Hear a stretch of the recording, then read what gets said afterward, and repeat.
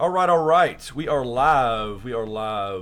Let's do our mandatory sound check. Can you hear me over here? We got the other mic out, Hopefully and I may have to adjust the volume a little bit, so let us know how it sounds. Hello, everybody.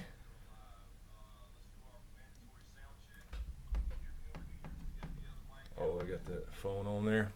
All right, let's see who we got. There's Celine. Thank you, Celine, once again, super moderator. There's We still have 2 hours of Mother's Day left here, so happy Mother's Day, Yes, everybody. I was going to just exactly what I was going to say. You read my mind. Happy Mother's Day to everybody, first off.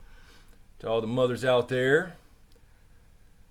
There's, let's see, Rodney, Travis, Kara, Jaxie, Ethan, Caleb. They're flying by. Chris G. All right, they can hear us good. All right, we can hear you good. I'm all right, excited. sweet. Yeah, we figured out the other mic died, by the way, last week, guys. So, yeah, half of it went out, so that was the problem. So hopefully no sound issues and hopefully no internet issues. We've had a pretty uneventful Mother's Day here. Yes. Considering my mother has passed away, this is my 7th Mother's Day without her, so he likes egg drop soup. Right, that looks good. Okay, we're all good. Everything looks good. And really quick before we get started, too, we had a question last week that I did not see from the Streamlabs donations. So I'm not sure if Will Valentine is in the chat. And Timeless, thank you guys for the... But Will, you did ask if you're in here. I know you guys are going to Con of Thrones. Looking forward to meeting Ramsay, the actor. Do you think any of the main actors are going to show up? I don't know. I kind of worry about that. I kind of worry that only the dead ones are. We still have time. We do. We got Yeah, they Melisandre. do. We got Melisandre, but that makes me worry about her in season 7 too. But Oh, that's I've true. kind of been betting on that a little bit anyway. What is that? Is that flashing? Are we flashing? Or, is I going to take my shirt off? Yeah, no. Oh. The screen is something going on for the stream here? Everybody seeing that black flashing, or is it just me? There we go. Seem to be back. Sweet. Okay. Short ribs with mushrooms and bacon topping. Sweet Daddy Don. Let's check that. All right. Okay. Says everything's good, but there was some black flashy stuff going on there. Yeah, well, Anyway, all right.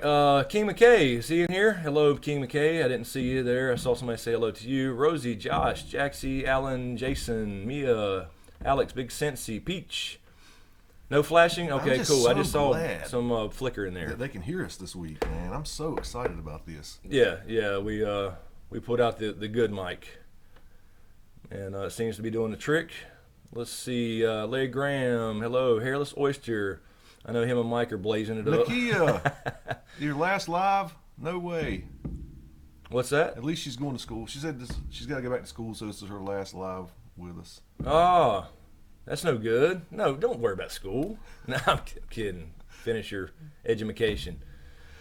Yeah, leave it to somebody named Fabio. Hey, Say no. Shells of House Dane, KY Bennett, Kaiby, Master at Arms, Kevin.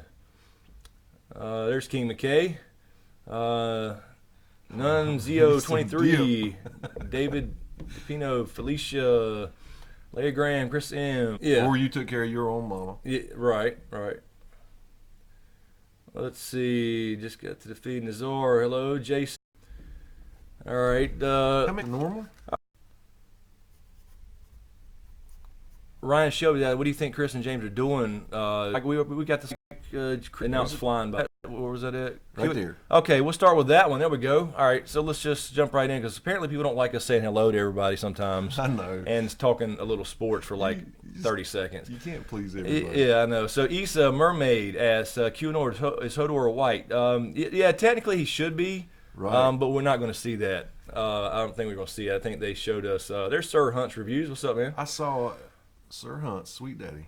I saw a good fan rendition of Hodor as a white, and it kind of got me excited thinking. Yeah, Urtach, I don't know if you guys know Urtach, the artist. He does great artwork. He did a cool, he does his series of Valar Morghulis where he draws dead characters as whites, and it's really cool. It's really badass. He might have been the one that drew that. I don't know. It was really awesome, though. Let's see here. All right. Oh, we got a super chat. Just saw. Sorry. Let's see. Carla Stark says, "Hey guys, keep up Thanks, the great Carla. work. Q&A. Do you think Jack and Agar is Rhaegar Targaryen? I've been reading about this for a while now. I don't think so. I don't think Rhaegar's alive. I've heard that theory quite a bit, and I think he's gone. I think he would be. We mentioned this last week. I think he'd be more active. Right. I don't think he'd just be passively sitting around as somebody else. A lot of people think he could have been the elder brother, the Quiet Isle, or Syrio, and all these other things. Even Mance Rayder, for that matter. So I don't think so. I think they kind of confirmed that he's pretty. I think he's dead. I mean, the whole Syrio jacking thing. They kind of confirmed Syrio was dead, so off screen. So I don't really buy it. I don't think with it being as much in the prophecy as he was. What I'm saying is that he would just be hanging around watching things without being active. But who knows? Who knows? Maybe he is active. This is Game of Thrones. All right, let's see. Jay Soto asks Q&A, do you think the Starks ever find out that Littlefinger was one of to pull the knife on Ned in the throne room? The Hound was in the throne room and saw it go down. Yeah, I think that's certainly possible. I think that might be part of the deal with Littlefinger's death. I think so too. I think the Hound and Arya meet up before she gets to Winterfell. Maybe the Hound goes to Winterfell as well on his way north, and I think that will definitely be an issue. That's a spoiler. I promise that's gonna happen. Could happen. Yeah. So spoiler warning. we may very well see that. Let's see here. Yeah, and thank you again, Celine, for being the super mod. Yes, everybody, please subscribe if you hadn't already, and give us a like and all that stuff. It certainly helps out. So appreciate that. J Scar Q&A from Quentin Collins, I guess. Why did Waif hate Arya so much? Yeah, that's a good question. I was always saying that when I was watching last year. I was always like, why does she get away with all this stuff? She's not following the code either, and she hates her for no reason. It didn't make any sense to me, and that's why I couldn't stand her. I called her the haircut. If you watch my videos, every time I called her the haircut with that bob. But anyway, not just in your videos. Yeah, that's right. Not just in my videos either. That was her official name. But I think that was on the other page. Did you see that? Okay. Did we get a we got a Streamlabs? Let me see. Streamlabs donation to get us to Con of Thrones and hopefully stay in a room. Where am I at here? Oh, there we go. All right. Let's see. Let me refresh this. And Will Valentine. But anyway, let's see. Okay, MJ Garvey, thank you very much for the donation. Been watching your vids for a long time. Thanks for all you do. Really appreciate that. Really appreciate it. MJ Garvey, thank you very much. And I don't know if I've said it on video, but I appreciate all you do too, man. Oh man, I liked your videos before I ever got in on this. Yeah, thank you, man. I appreciate that. I'm just like one of these guys who got to come on this side of the camera. It's so cool, man. Yeah, it's fun. It's fun to do. I mean, sometimes it's kind of not fun, but all the editing, and I've worked more doing this shit than I ever have at a job, at a regular job. I worked with you at Time Warner. I can vouch for that. Yeah, it's what you saying? Oh man. Let's see here. All right. Let's see. Dave Tresky, I just saw a question. Q&A. Where are Ned's bones in the Winterfell crypts already? I'm going to say yes. I lost it a second. Hold on. That's just me, Dave. Did I lose? I lost it. Where'd it go? No reason they wouldn't be, in my opinion. Okay. Dale Thomas. I'm sorry. Are Ned's bones in the Winterfell crypts already, or are they returned now that Starks won't rule again? Yeah, apparently they did get returned. Littlefinger brought them to Catelyn. Now, in the show only. We're not sure about the books. But they did get back there because last year when Rickon died, Jon did say, I want them buried beside my father. Exactly. So Ned's bones, in the show at least, did make it back to Winterfell apparently, and that's probably that teaser pic. Did the video on a couple weeks back. That's probably where Jon's down in the crypts there, probably saying something to Ned before he leaves, kind of paying his respects, and we'll get the anonymous shot of Lyanna, of course. It's gonna happen. Guaranteed. Mike Bushnell. Drink way too much. I love your comments, so just get slammed tore up and give me some good comments tonight. Yeah, we need to start doing a comment of the week. Did you see it go up there? Should I drink a lot or way too much? Yeah, just go overboard. Yeah, go for it. Okay, we get a super chat from, was it Larry Graham? Thanks, Larry. Thank you, Larry. Really appreciate that. Guys, been following you for a long time. You do great work. Great got work. Q&A, I know everyone's beating it to death, but are we getting an ice dragon, and how? Dead Danny Dragon or one in the north? Yeah, I still don't buy the ice dragon thing, Larry. Honestly, I don't buy the that. I don't want to go into that one part again and spoil anything for a potential leak, but I got sent a part about this, and I'm not sure I buy that really quite yet, but I could see it as a good twist because you're talking about everybody wants like Tyrion to be the third dragon rider, or it could be young Griff or Aegon in the books, but the Night King would be a twist for another rider. Damn sure would. But as far as the ice dragon, and so I'm not sure about that piece of it where one gets turned into an ice dragon, or so to speak, as far as a white. But I don't think there are in general. I mean, I know there's sightings in the books and everything, but I don't think we're going to see one. Let me ask you this though, since we know that he was a proto Stark. The Night King, I think so. Yes. Okay. I think so. We know he has green sight. I think he would have to be in the visions. Be in the visions, or be able to interact with Bran in the visions. Does he have the warging? That's a good question. It's kind of like you would think of. I think of it like the being able the necromancy, being able to control the dead is a similar thing. It's not necessarily warging, but it's a similar magic or something like that. I see what you're saying, and that's why I believe that's the way I look at it. I said it last week. I think a dragon will die. I think it'll basically run out of steam and have to rest. It'll come down and be overtaken by whites, and I believe he's gonna ride the damn thing. It would definitely be a twist, and I wouldn't bet call against it an ice dragon. I would call it a white dragon. Yeah. Like the horses look. Because like how does that's it goes into some of the how does it blow? What does it blow? Cold wind, breath after it's dead. So can that work with what I mean? Yeah. It's just one of those things. Let's see. Celine has a question from Carol Brown. Hey, Carol. Hey, Carol. I didn't see your question. Hold on. I lost it. Hold on. I'm grabbing it. Q&A. Before the Battle of the Bastards, Tormund and Davos said they both had followed kings who failed before, but then Jon said Jon is no king, foreshadowing whom. Absolutely. Yep, that was absolutely talking about he is actually technically has at least a claim to the throne, being Rhaegar's son. Absolutely what that meant. Let's see. Okay, we got a super chat. Thank you from Fabio. Hey, Fabio. Fabio, I don't want to butcher your last name. Bazzanini. There you go, Bazzanini. Thank you. Fabio, thank you. Q&A, do you think House Tarly will try to take the Reach and join Cersei since there's no more bloodline for House Tyrell? I definitely think that I think they will. I think they'll be on. That's one of Cersei's few allies left, which is ironic because House Tarly fought for the Targaryens before. No shit. So yeah, he's going to be on anybody's side except for Sam's.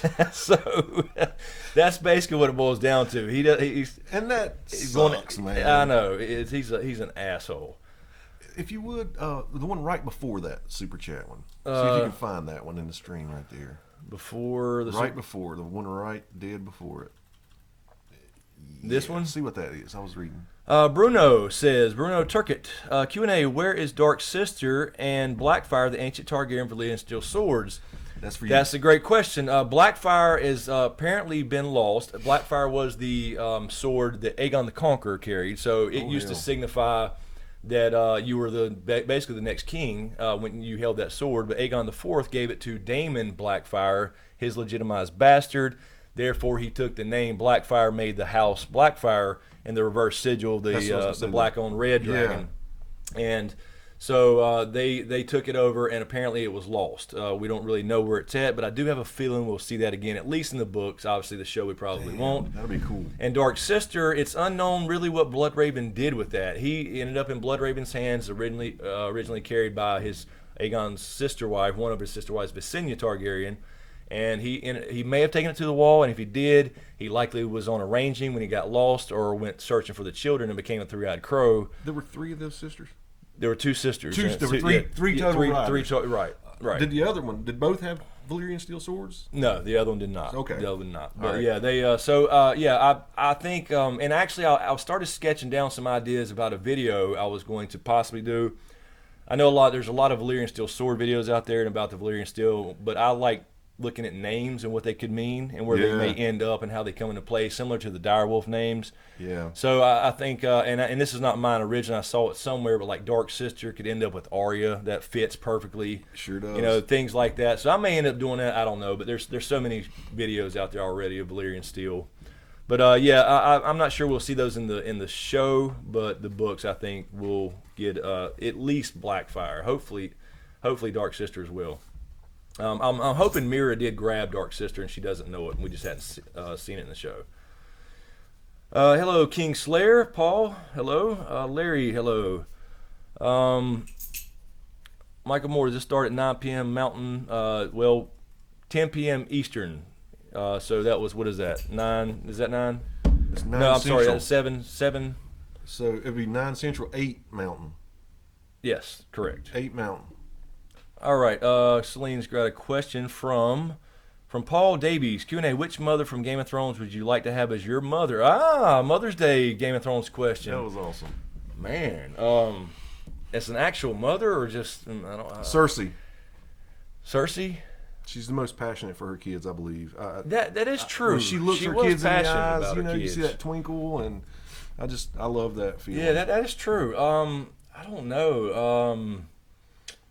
Man, I don't know. Marjorie? I mean, she wasn't a mother yet in the show. You're crazy. But she's passionate. You're crazy. No. Always liked Marjorie. Yes. I don't know. It's hard to say. Peach, I agree with you. That was my second choice. Sam's mom. That was my second choice. Yeah, that's true. She's a nice mother. Joe Let's Rob, see. shout out back to you in the UK. Queen of Thorns. Yes, she would be outstanding. Yeah, I think that would be my choice. Olenna Tyrell, absolutely. Yes. Let's see here. A lot of people are having conversations amongst themselves, I see. That's cool. It kind of slows But it that's down. cool. We can That's read this. great. That's awesome. That's why this is all about the community, right? It is. Let's see. Here you go. Pete says, James. Peach, I know about all those things. I do, man. But I had kind of a whacked out mom myself. So I think I could deal with that as long as she loved me, you know? Like, right. you know, Yeah. I don't care how she deals with everybody else, you know. Oh, Lord. Thank you, Caleb. Appreciate it, Caleb. Let's see. Did we get, let me double check Streamlabs again. I saw something pop up there, and I think that's what it was. I think you're right, yep. If it would refresh, you know, this wonderful internet, since they changed the name of the company. I swear, that makes zero sense. I have no idea why that happens. It's terrible. Caleb, thank you. It was Caleb Flub, thank you very much. So this girl's pretty excited to see what your special project will be. But for now, Q&A, yes, we'll talk about Should the be special project excited. Actually this week. So I will give you guys the heads up on that. Q&A, do you think we will see Kinvara in Season 7? Yeah, I want to. I said this before. I want Kinvara to hop on a boat with Dany or be on one of those boats or whatever, and I want her to come face-to-face with Melisandre. I want to see the difference between these different worshippers of her lore, the Lord of Light. You know, when she believes that she's the prince that was promised, and Melisandre thinks it's Jon. I want to see them, you know, maybe mud wrestle. That would be awesome, you know. No, but to see I that- haven't looked into filming news that deep to see if the actress is coming back. So I don't think we will, just because they're really focusing on Westeros and the end game now in the show. So I don't think we will, but I would love to see it. But Melisandre's been wrong before. Yeah, she has. She's like, Yeah, exactly. All right. Let's see. Is that Furai? Q&A, is it possible that Dany actually dies and Jon inherits the throne? Certainly possible. Technically, Jon would have a better claim right now anyway, because he is the son's son as opposed to the son's sister. So technically, Dany's got to kind of go through Jon if she wants to get that throne, although Jon will clearly not care. exactly. And not worry about it. He's worried about the White Walker threat. So No doubt about that. so he does have the better claim technically, though, as far as the rules of Westeros, which I think will change. Mike Bushnell says, Q&A, whose dog sits Riddick, Joffrey or Ramsay? Oh man, Mike. That's a good question. Actually, It's you know gotta what? be, It's got to be Ramsay. Yeah, He feeds his dogs well. That's true. That is true. I don't know if Rick would tear his ass up. Damn right. He could. But I don't know if he throws ball with him enough. He might. He goes and hands him his ball. He probably heard me say that. Look, he looked over at us. Let's see here. Big boy. Oh, we got a super chat from Catherine Bassett. Thank you, Catherine. Thanks, Catherine.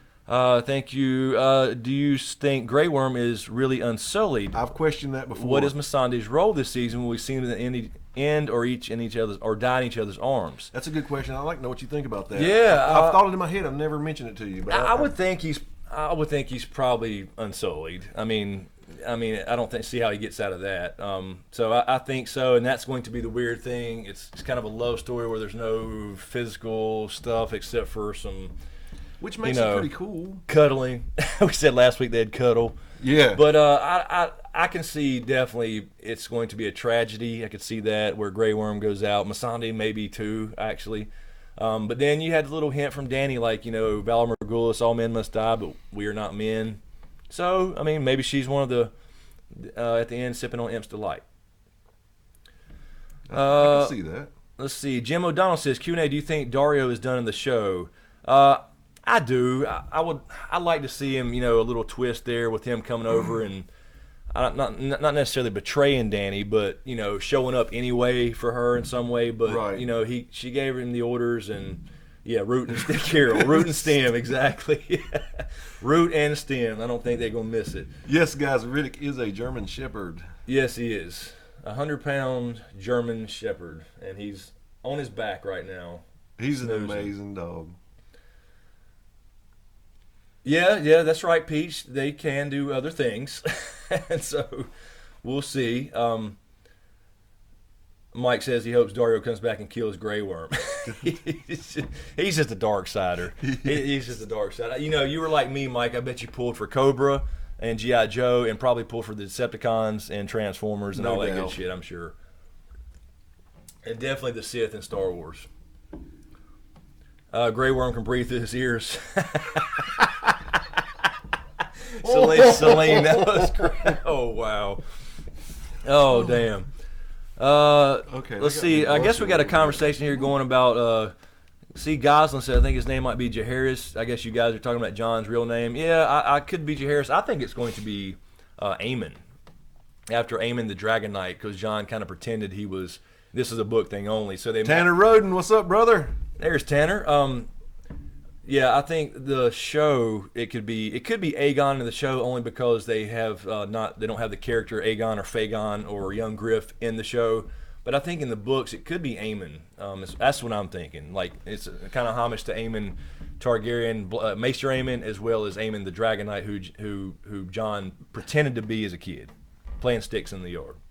Which I think's awesome, man. So I think so. It could be Jaehaerys though. He was a good Targaryen king. But it looked to me in the show like he said Aegon, or she said Aegon when she was whispering to Ned. Let's see. Let's see. Paul says, Q&A, what actor would you like to see play young Rhaegar and Robert in the prequel movie? I vote for Henry Cavill for Robert and Chris Hemsworth or Alexander. Yeah, I'll be fine with that. I'd absolutely be fine with that. I could see Henry Cavill playing a young Robert. I personally... He had the beard-looking Superman, right? Or Man of Steel. But personally for me, I like new faces. I don't like to... For somebody that well known to come into something, right? It's kind of like Star Wars and Game of Thrones when it first started. You didn't really know any of these people, and that's what's awesome. It's basically jump started their careers. I just trust they'll pick the right one, and I can't wait to see who they do pick. Yep, I could see that for sure. Let's see. I just had a question somewhere. I'm trying to find it. Austin Gonder, Q&A, do you think Jon and Dany will fall in love and Jon will have to sacrifice her like Nisa? I do think it seems to be like they're heading in that direction. We talked about this a little bit last week or the week before. They kind of got us ready for that kind of thing with Cersei and Jaime as far as, the acceptance of it. But then again, it's kind of one of those things where, they could fall in love and then, oh, by the way, we're related. and it's one of those tragic things. So I think that's the way they're. I know a lot of people don't want to see that for some reason, but I think that's the way they're headed. As far as the Nisa thing, I think that could hint at a sacrifice since we got the Nisa story, but actually got a video coming. Well, it's actually a re-up tomorrow. It's scheduled. I've always said that I think the Nisa story is how to make Valyrian steel. I think that's basically telling us how that was done. And the video in tomorrow it was one that I found again that was marked as unpublished that I put out probably 6 or 7 months ago. So I kind of did a remix of it. So it's a remastered version. But the thing is all right, if it's Valyrian steel and the tale's that old, and this last hero Azor Ahai used a Valyrian steel sword that there is evidence for in the books because Sam finds some text and tells Jon about it at the wall about dragon steel. Yeah. The last hero used. Well, that was 8,000 years ago. Well, the freehold of Valyria didn't come to power till 5,000 years ago. So somebody 3,000 years difference already knew Valyrian steel. So of course, history could be all wrong. We got 2 on deck up here. All right. We got too many wires. All right, 2 super chats. First we have, is it Kyoshin Momo? Do you think? Thank you, Kyoshin. Do you think Hodor is dead? Potentially come back as a white. I think he's dead. I think that because if you looked at the DVD set, the extras, they did have and I think it's on YouTube as well, behind the scenes kind of stuff. They did his last scene and where he went around hugging everybody and all that kind of stuff. So he's technically should be a white, but I don't think we'll see him as a white. We touched on this earlier. Yeah. And so Kyoshin might have came in a little bit late. But since we did touch on it earlier, I thought about this. Okay, if he does, whites don't really think or have a conscience, do they? They don't seem to. They seem to just because I was going to say follow commands, non-verbal commands. Like, I think Hodor would be pissed that Bran screwed him up like that.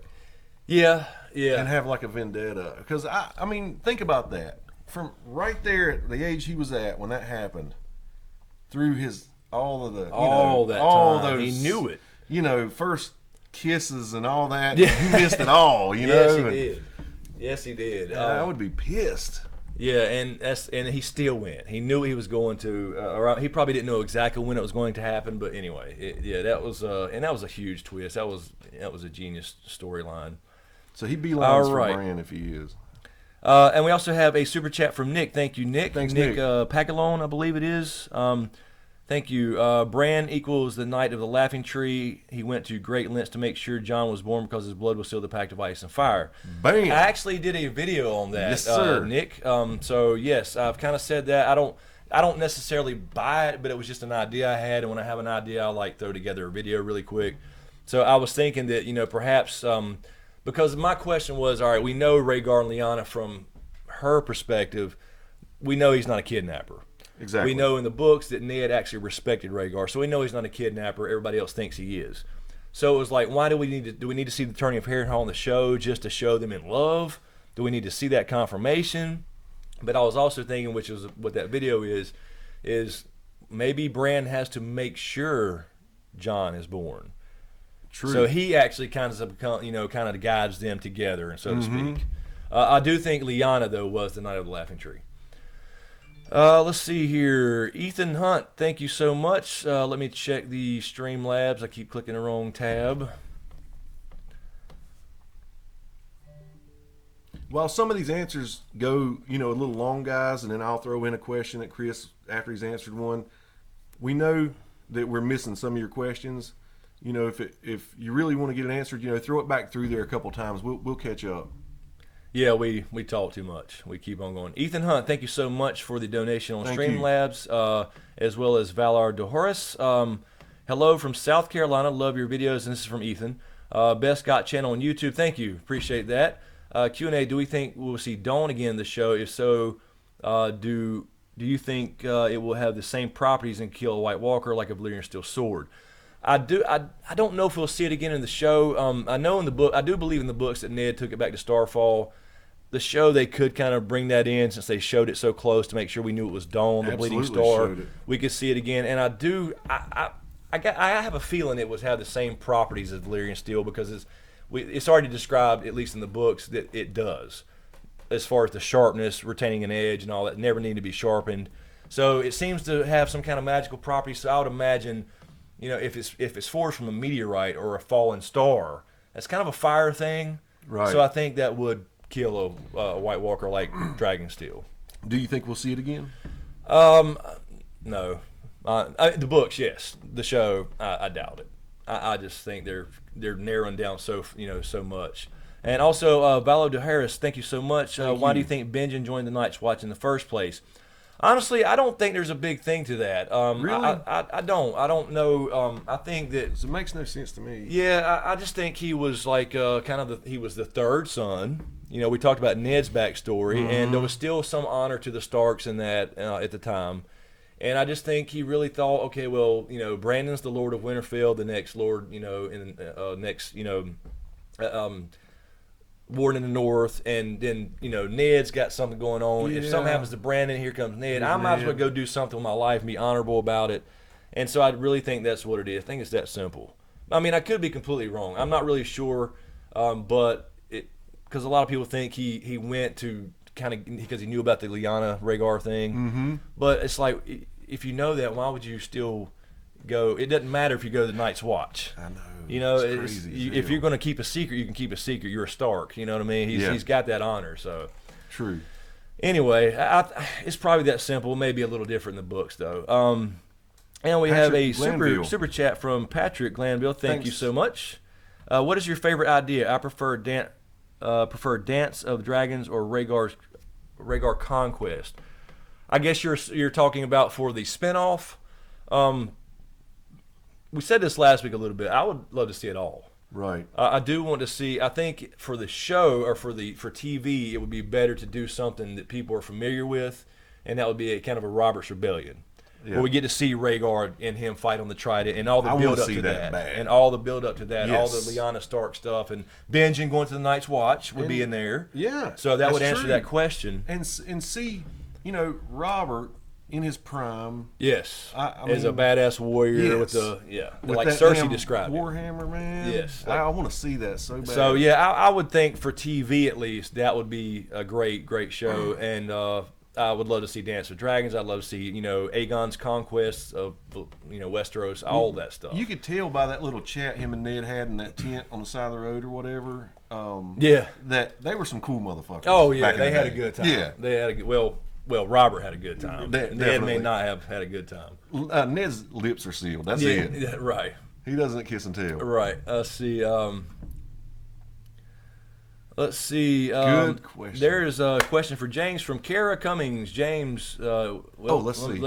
You take that one there. Oh, whoa. It says, okay, Kara Cummings says, James, since you love Cersei so much, to whom do you think another younger and more beautiful refers in Maggie the Frog's prophecy? Hold on now, listen. I did. You're framing my answer. Yeah. I didn't say I love Cersei so much. First, I do think she's attractive. Yes. There's no question. But the question was, which character would you rather have as a mom? Right. And I just believe in this show, I have seen all the moms do their things, and she seems to be the most passionate and loving towards her kids and doting on her kids, Now, as far as Maggie the Frog's prophecy, anything to do with that shit. I mean, it could be Dany, it could be Sansa. There's been lots of speculation, but it's probably referring to Dany. But, I would say. I just don't. I think about that prophecy a lot. Yeah. Now that. And keep in mind the Valonqar piece wasn't in the show, so only that piece was basically it. But it shaped her. She lived by it. It shaped her from that point on. Just like Rhaegar. Yep, just like the prophecy shaped him. Exactly. That's a good point. Good parallel. Let's see. Couple more super chats. Let me knock. Go up. Did I miss one here? No, we just talked about that. This one here, right? That's it. Yes. Oh, okay. So, is it Cristobal? I'm not sure. Thank you for the donation. Thank you very much. Hi guys, really enjoy your videos. What was whispered to Varys in the flames after he was cut? I just did a video on that about 2 weeks ago, right? 3 weeks ago. So I do think it has something to do with Dany. I think that's what kind of set him on the path. Not necessarily that he knew this exactly what Targaryen was said. restoration. Yes. So I think it has something to do with Dany in the show, or probably in the books. It may have been something like fire and blood or something to the effect of a Valyrian house to restore, because he is supporting Aegon in the books. Was it root and stem? Yeah, yes, root and stem. It was? Yes. Go watch that video. Root, yes. Christabel. Yeah, watch that video, Yeah, and I talk a little more about it and who says it as well. And also we have a couple more. All right. Dragon 5616. Thank you so much. Will Wildfire be used again in King's Landing? Yes, I think Wildfire will be attempted to be used again in King's Landing, and that's when Cersei gets taken out by Jaime. That's my guess with the Wildfire. In the north... Hold on. Why do you say that? You're saying she uses it, and that causes Jaime to... Okay, she'll attempt to. She'll attempt to use it, because there is plenty of Wildfire left. I was just making sure you didn't mean he killed her with Wildfire. No. But in the north, that's a good question, because we talked about last week, as a matter of fact, can Wildfire kill whites? I think it can. I think it has magical properties. I think it would probably kill White Walkers like Dragonfire. And see, Tyrion likes Wildfire too. Yes. And that was his idea in the book. So I know he's going to use it with again. The chain. So. When the shit hits the fan, Tyrion's going to say, "Ho, I remember something." Yep, I can see that for sure. So we definitely will see Wildfire again. Mark Joseph, aka the Snow in Winterfell. Thanks, Mark. Appreciate it. Yo, guys, on the mobile, on the mobile app, but wanted to say keep up the great work. Happy Mother's Day to Lyanna Stark and all the moms out there. Can't wait for season 7. What do you think happens to the Night's Watch? Mark, I don't think there's going to be a Night's Watch. Honestly. No need for it. I don't think there's going to be a need after this thing ends. That's unfortunate, because I like the Night's Watch a lot. I feel bad for at the end of season 7 / beginning of season 8, maybe episode 1 of season 8. I feel bad for Dolores Ed and the Night's Watch crew, because I think that's the last scene in season 7. The wall cracks or whatever. And then we also have a super chat from Kai Bennett. Thank you, sir. Thank you so much, Kai. Q&A, what do you think will be the first major character to die this season? P.S. Y'all is Lord's best thing going around on YouTube. Thank you. Man, yes, thanks. Lord. I've always loved the word Lord. That's awesome. Lord Vader was always my thing, Appreciate that. I would say probably they'll probably finish off the Sand Snakes and probably the Sand Snakes and the Dornish storyline with Euron. That's my guess. So you're saying Euron's dying? No. Euron kills a couple Sand Snakes. I know, the major character. Oh, well, I mean, yeah, that's true. I guess they're not major. Major character. Probably. I hate to say it, man. I hate to say it, but probably going to be like a Melisandre. Because she's going south. I think Arya and her meet up again. They will meet each other again. That's already been basically stated. Maybe Melisandre, and that's why it worries me that she's at Con of Thrones. I'm getting a hug before she dies. That's right. I'm going to get my Zippo and say, what do you see in this? A hug, get them digits. No. Let's see, yeah. No, I'm not saying the Sand Snakes are major. I'm just saying the first character, I think. The characters, I should say. Let's see here. So anyway, thank you, Kai. Appreciate that. Let me double check so the much. Streamlabs here, because sometimes I see this thing pop up and sometimes I don't. Let's see. All right, we're good there. All right, here's one from Celine from M. Brown. All right, we got a Celine's Dragon questions from people again. From M. Brown, Q&A. Is there any importance to the prolonged focus on the baby's face, Craster's, that was sacrificed, and the focus on Jon's baby face in the Tower of Joy seems intentional? That's a good question. Good parallel. I think glad you grabbed that one, Celine. I think the Night King. Well, it was the Night King when holding the baby when he took him. I think that was basically just to show us, how it's done. I know what's been happening to those babies. That was cool. But I think the Jon scene, where you had the baby and it was just I think it was just the camera work, the transition to Jon. I thought it would be a fade, but it was more just like it kind of showed him opening his eyes. I think it was just like, we better get this baby opening his eyes so it's equal to Jon when he's already standing there with his eyes open. Right. So I think it was just more of one of those things as far as cinematic. But it's cool because remember they did that with Dany and Jon you know, Yes. coming up out of the crowd. Yeah, exactly. Misa. I like the way they do this stuff. Exactly. I do, man. Yeah, the cinematography is outstanding. I mean, and people that don't want to admit that just because the show and not the books they're just in denial. I'm sorry. Anyway, sorry. Okay, we got a super chat from Jonathan Haymaker. Yes. Thank you, Jonathan. My house knows no king but the king of smoke, whose name is Chris. Thank you, sir. I appreciate that. You do. Hey, right, that my sounds like friend. a good shirt, Hey. Jonathan. That sounds like a good shirt, man. Hell yes, it does. Speaking of shirts, we got to get that damn tie-dye shirt. Yes, we do. And Jason, listen, since it's your big, huge, throbbing, pulsating brain that's answering most of these questions, why don't you let me read some to you so you don't burn your damn vocal cords out? well, that's fine too. You got So, like, when we know we got them pulled up, just let me throw this out. okay, go for All right, it. this is another super chat from Jason Weeks, Warden of the North. Thank you, Jason. Thank you, brother. Oh, it's to me anyway. What the fuck? See, I planned that completely. Damn it. It says, okay, James, if we kill off everyone like John and Danny, what baby combinations will we have to continue our history of Westeros? Yeah, Well, I know for a fact Sam and Gilly are going to have their own kid. I'm sure. Not going to be dragging around her little baby brother / son. I think that's certainly possible. Yep. And I'm happy with that. I mean, I'm happy with them having a kid. That's why it came to my mind first. Right. Okay. I know another good one I can throw in there. And I know it's on the tip of your tongue. Say I it. see Go ahead. Arya and Gendry, I know people want to see that. They do want to see that. I don't know if that's going to happen. Arya did say she don't want to be a lady of a holdfast and be a lady and all that stuff, but things change. Shit happens, right? And Hey, I'm telling you right now. You go ahead. I'm sorry. I'm just going to say one thing. Tyrion has changed. Yes. He is not Absolutely. the player that he once was. No.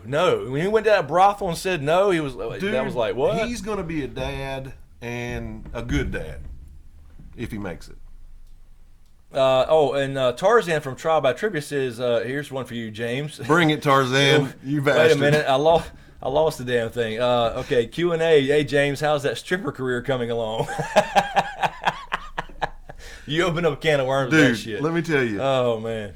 This me answering these questions on theory and theory crafting. I better work on my stripping moves. Or I better start reading these damn books like Chris Lord. does. Okay, we got another super chat from Charlize Q. Thanks you. a lot. My house. Oh, wait a minute. There. Oh, we got Oh, okay. That's you. Yeah. There we go. Ooh. My house knows no king but the king of the smoke, whose name is James. Thank Moi. you. Oh my Oh, god. you got the moi. Oh my. Whoa, God. whoa, easy. Thank you, Charlie. Appreciate that. And Look at Kara, that picture too. Cersei, exactly. She probably just changed that. Let's see. Kara Cummings, thank you so much. Kara, thanks for answering my question, James and Chris. You're welcome. Thank you so much. Appreciate anytime. the donation. Anytime we see them, we will. It's just they do go fast. Absolutely. Flying through, we have like, was it 513 people? That's pretty good. Pretty good. Let's see. King James, Mike Bushnell says. Magic James, Ferrari. Let's see here. Let's see. There's one I just saw a minute ago. Alex Kernick says, Q&A, will Euron be working with or for the Night's King, as is alluded to in the books? Okay, yeah, you've touched on this a little bit before. Yeah, I don't. Only in the sense of being against the good guys. Yeah, common enemy. Yeah, the common That's it. enemy. That's Exactly. the only reason. Right. I don't think literally. As a matter of fact, that'd be a good way for Euron to go out, trying to think, because he thinks he's this godlike character, especially in the books. He could go up to him, and the Night King could just, and snap his neck with a look. That'd be awesome. But yeah, only in the sense of my enemy. Yeah, the enemy thing. And we got a super chat from Doc Holliday. Yes, too. we do. Doc Holiday, thank you. Appreciate Thanks, that, bud. Doc. Once again, what do you think Varys and Tyrion will tell Dany about Jon? Varys had dealt with Ned, and Tyrion had direct interaction with Jon. Good question. I That think is a good question. Yeah, It's well worded. I like that. yeah, that's true. Tyrion's definitely going to kind of say how he is very much like his father, very Noble. honorable, noble, Yes. that type of thing, and so he's going to basically, I think, vouch for Jon in the sense of he's for real when he says no, because I don't think he's going to kneel. Let me put that out there real quick too. I don't think he's going to kneel to Danny. Okay, why do you say that? Because you do say that. Because he's going to be like, look, because he is going to be a little different from Death. All right, so he's not just going to go up and kneel because she's got dragons. True. He's going to say, look, I don't care about your throne, but I'm not going to kneel to you until you realize what's really going on here. After that, we can work out a deal. I don't care about the crown. Okay, yeah. So I see that. that's my logic as far as Absolutely. Jon goes. So I think that Tyrion will then kind of back him up in the sense of saying, look, he's going to do what he's going to say he's going to do. You're right. So I do think that's can going to see happen. And Varys, kind of the same thing. You know, Varys has dealt with Ned directly and knows his true honorable self. He came down to visit him down there. Yes. Yeah. So so I think that's basically, you know, they'll back Jon up in a sense. All right, let me see. We are at 55 minutes. We're over our little break time. Did we get caught up here? We did on Super Chats just to make sure. Yeah, I think so. So let's do that. Let's take a quick break, guys, and let the dog out and all that good stuff. And so thanks for hanging out, and we'll be right back. Be right back.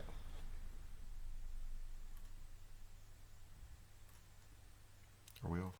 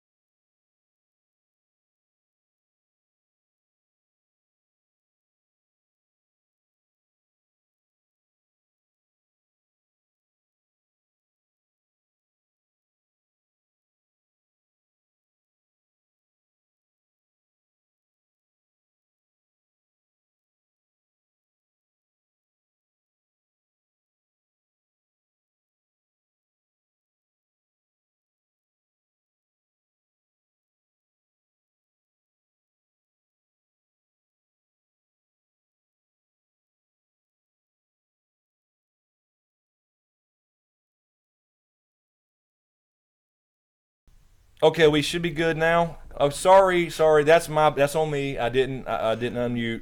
I apologize. I'm supposed to remind him every time. Yeah, he I is. never do. It's his fault now. So, All right. Okay, sorry. We're Let's good. go to a replay what we just did that you couldn't hear. Now we still have this no audio. Are we back? Still nothing? It's got to be. Got to be on. I see it moving. What the hell? Are there still no sound? Son. Okay, let me just redo the mic. Somebody said thanks, James. What the hell? Let hear us. Can you hear us now? I can hear. Mic is good. Oh, Matt's mic is good. I thought my earbuds stopped working. Yes. Okay, it's back. Okay, so that was just the influx of all of those. Okay, so we're good. Okay, but you didn't hear the You question. didn't hear the question. So what he was saying is he found a question when we were out there walking Riddick. So he was reading. Okay. So we'll just repeat that one. All right. Yeah, I found this question. I thought it was pretty neat question to ask Chris. It was from Natasha Conrad.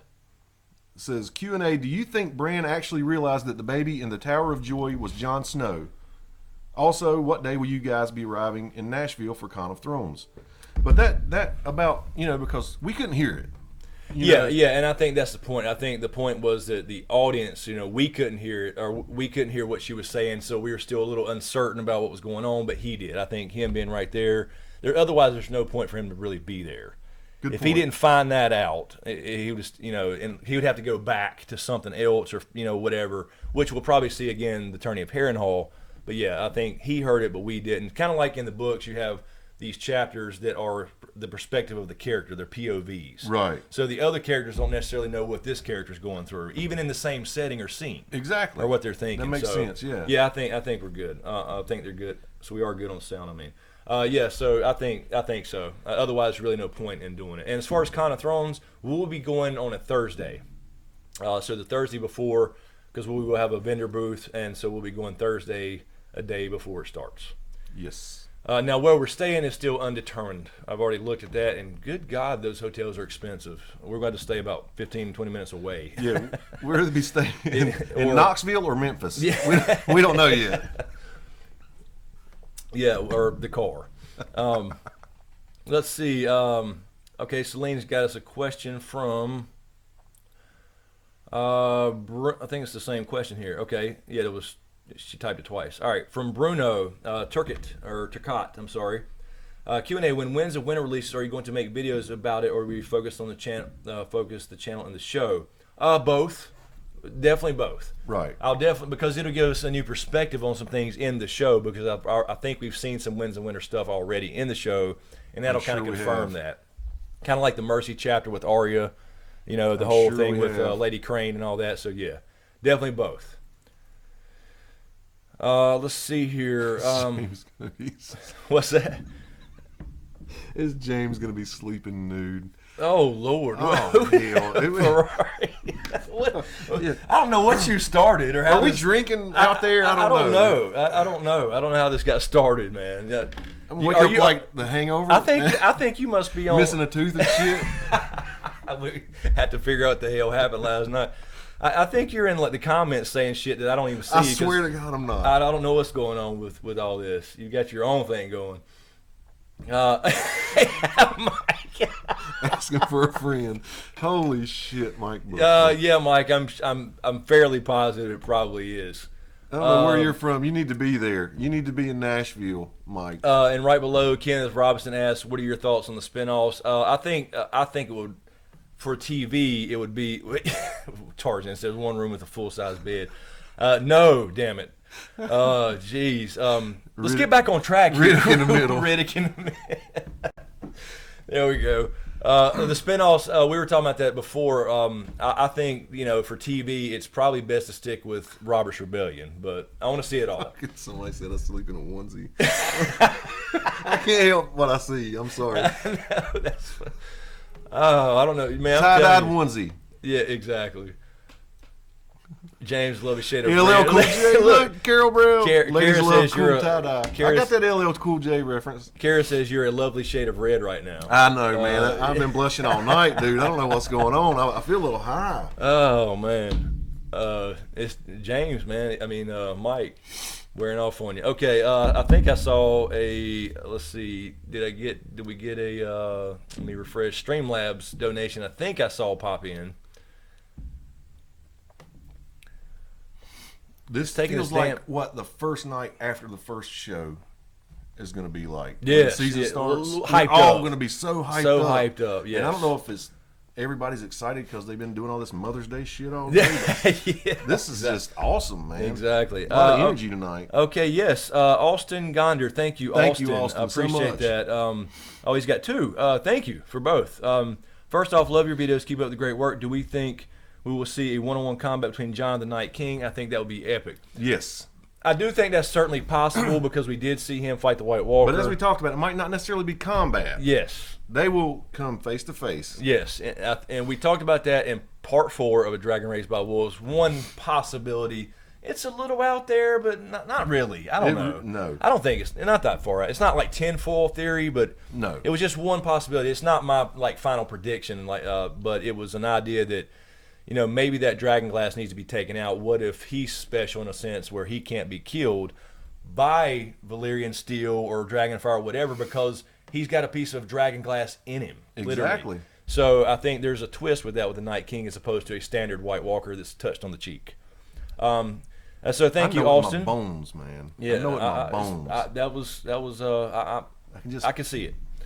Austin also says, "Hey guys, okay, no, that was the same question. Okay, thank you, Austin. Appreciate that. Thank you, brother. Let's see, get back up here. You're so cute when you blush, man. This is the James show. Tie-dye bikini. Jordan says. Oh my God. Rodney Rice I needed says, this more than you guys know, man. I have had such a horrible week, man. Horrible. Rodney Rice says, Q&A, what role will the Iron Bank play in the end game? I think he'll show up. A lot of people are curious about that, Chris. Yeah, I do think he'll come into the story in the sense of, he can only really back Dany though, but he could hire a faceless man. Okay. So that could be the twist. That could be the twist. They do have the money to hire faceless men. So that's where, part of me says that Jaqen is kind of done in the show, at least in the show, of course. Obviously, he's not in the books. And even Essos for that matter. But I think that could play a part as far as him staying in the show if he does with the Iron Bank. So I would like to see that actually. Roger Pitts. There's Roger. How you doing? Roger, hadn't seen in a while. Theory, Cersei wants to use wildfire, but Tyrion is the Valonqar who chokes her just as he did with Shay. Son of a gun. Yeah, It fits, don't it? It does fit. And also that he was it was his idea with the wildfire in the first place with the whole wildfire, and in the books a huge chain that actually blocked in Stannis' fleet. So that fits. Pretty cool idea. Carol says Q&A. Carol Brown, speak to when Jon and the Night King face off again. Hardhome was bone chilling.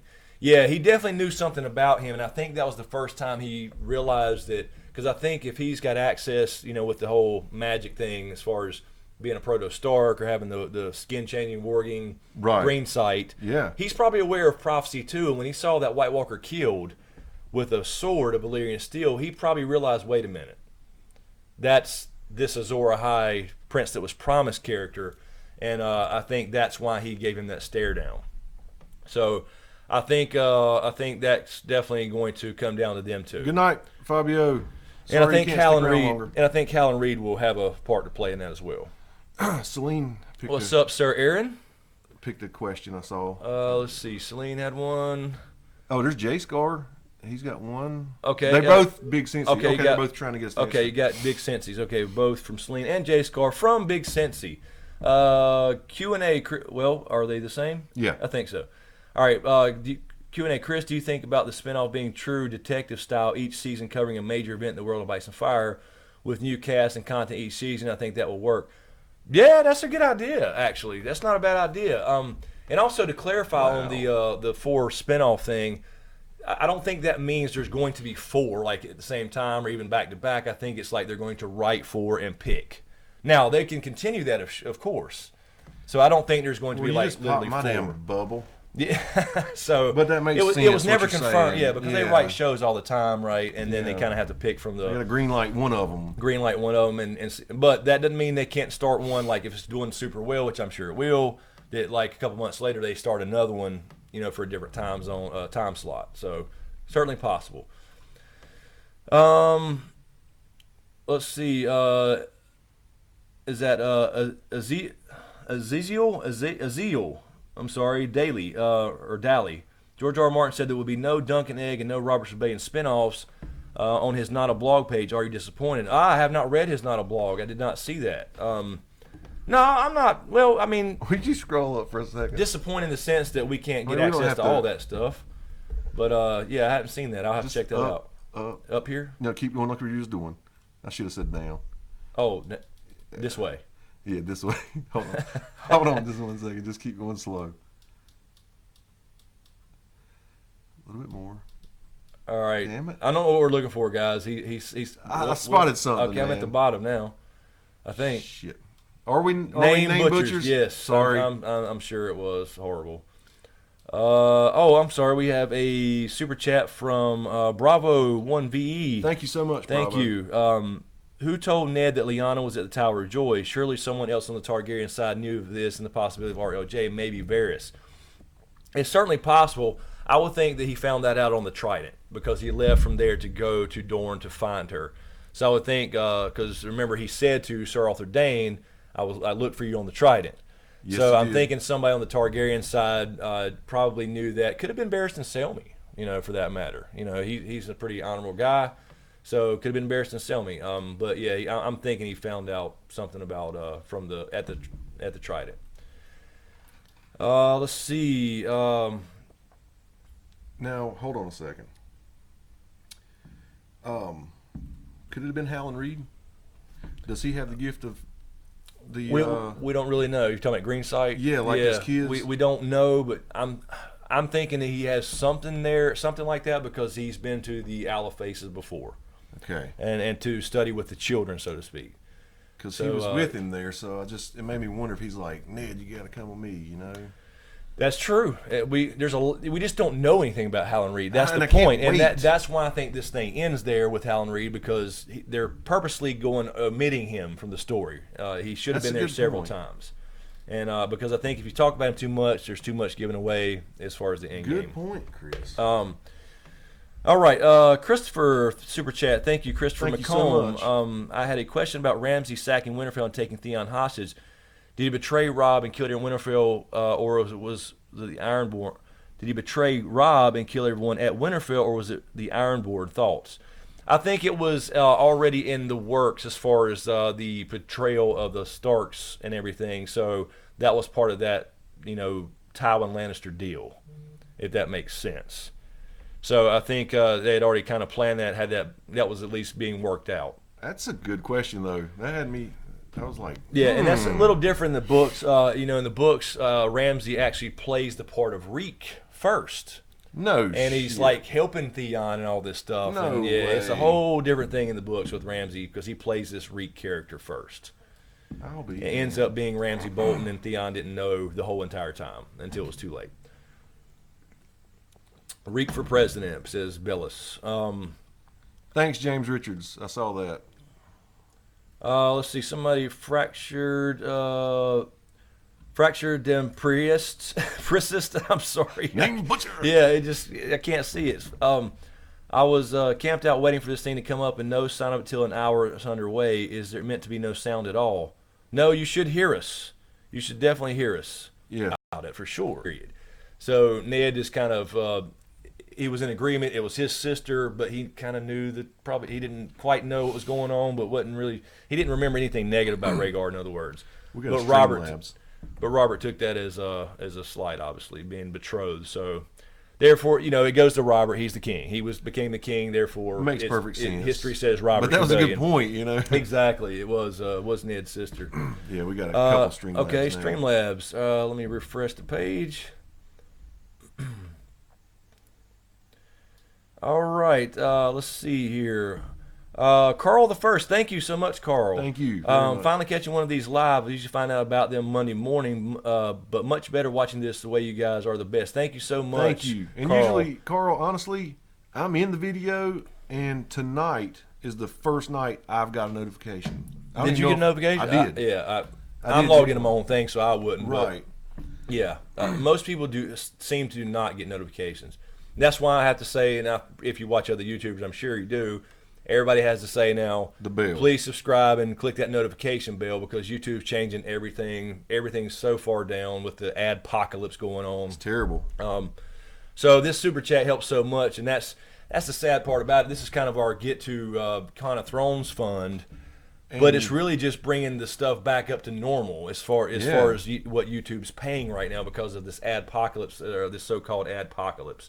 And if you're not familiar with that, not to get into all the YouTube stuff, just to let you know what's going on, a lot of advertisers pulled out because of controversial videos supposedly, and they supposedly they'll be coming back once they fix the problem. Although the problem has never really been there because if you can actually control where your ads go already, they just don't know how to do that. It's really just a couple clicks as far as AdWords, but that's what's going on. So everything's way down, views are way down. Watch time, all that stuff that counts. The system's completely screwed. Nothing makes sense anymore. It's insane. And the notifications, like we said. Yeah, notifications, and some people. A lot of things are going crazy. It's insane. It's like the subscriber model is almost going away, but it still matters because you have to put out a video and you want a certain amount or percentage of your subscribers, at least that number, to watch it for it to take off and do well. Yeah. So, that's why I keep saying please subscribe if you hadn't already, because I know a lot of people do watch YouTube without an account, and you can't subscribe without an account. Also, a Streamlabs donation from Ethan Hunt. Thank you, Thank you, Ethan. Do you think Varys originally wanted Ned to help bring about the Targaryen restoration? Maybe after seeing Ned's defiance to order the kill of Dany, he thought maybe he would found his help. The way Tyrion is helping him now, it seems he was testing Ned in prison. I do think that's a possibility. Obviously, we'll never get that confirmation, but I think it was almost. It's like he told Illyrio, "This hand is not the other. Why not just kill him? And this hand is not the other." He was saying Ned's different, and I could tie into Jon Snow in a way, but I don't think Varys necessarily knows that. Although you think he would, with birds everywhere. But I guess you don't have birds in the middle of Dorne, so. I think that's certainly a possibility, but I don't think we'll ever get confirmation on that. That makes sense. Tania, Chris didn't answer the last question. I'm sorry, did I miss something here? Okay, we get a. Oh yeah, here we go. Okay, we got a. I'm sorry, super chat from is it Janelle? Janelle 56. Janelle 56, and also BLW 22. So thank you so much for those. Janelle says Q&A, Chris and James, do you think the letter Ned wrote about the dungeon? In the dungeon and gave it to Varys is for Jon, keeping his promise to talk about Jon's mother. I do. I think it's a good possibility. Okay, you do? Yes. Okay, yeah. I've thought that since I saw that scene. Yep, and the question is, does Varys read that? Yes. So I do. Thank you, Janelle. BLW22. Hold on, though. Yes. For Varys to perform his duties, he had to read it. I'm sure. Don't you think?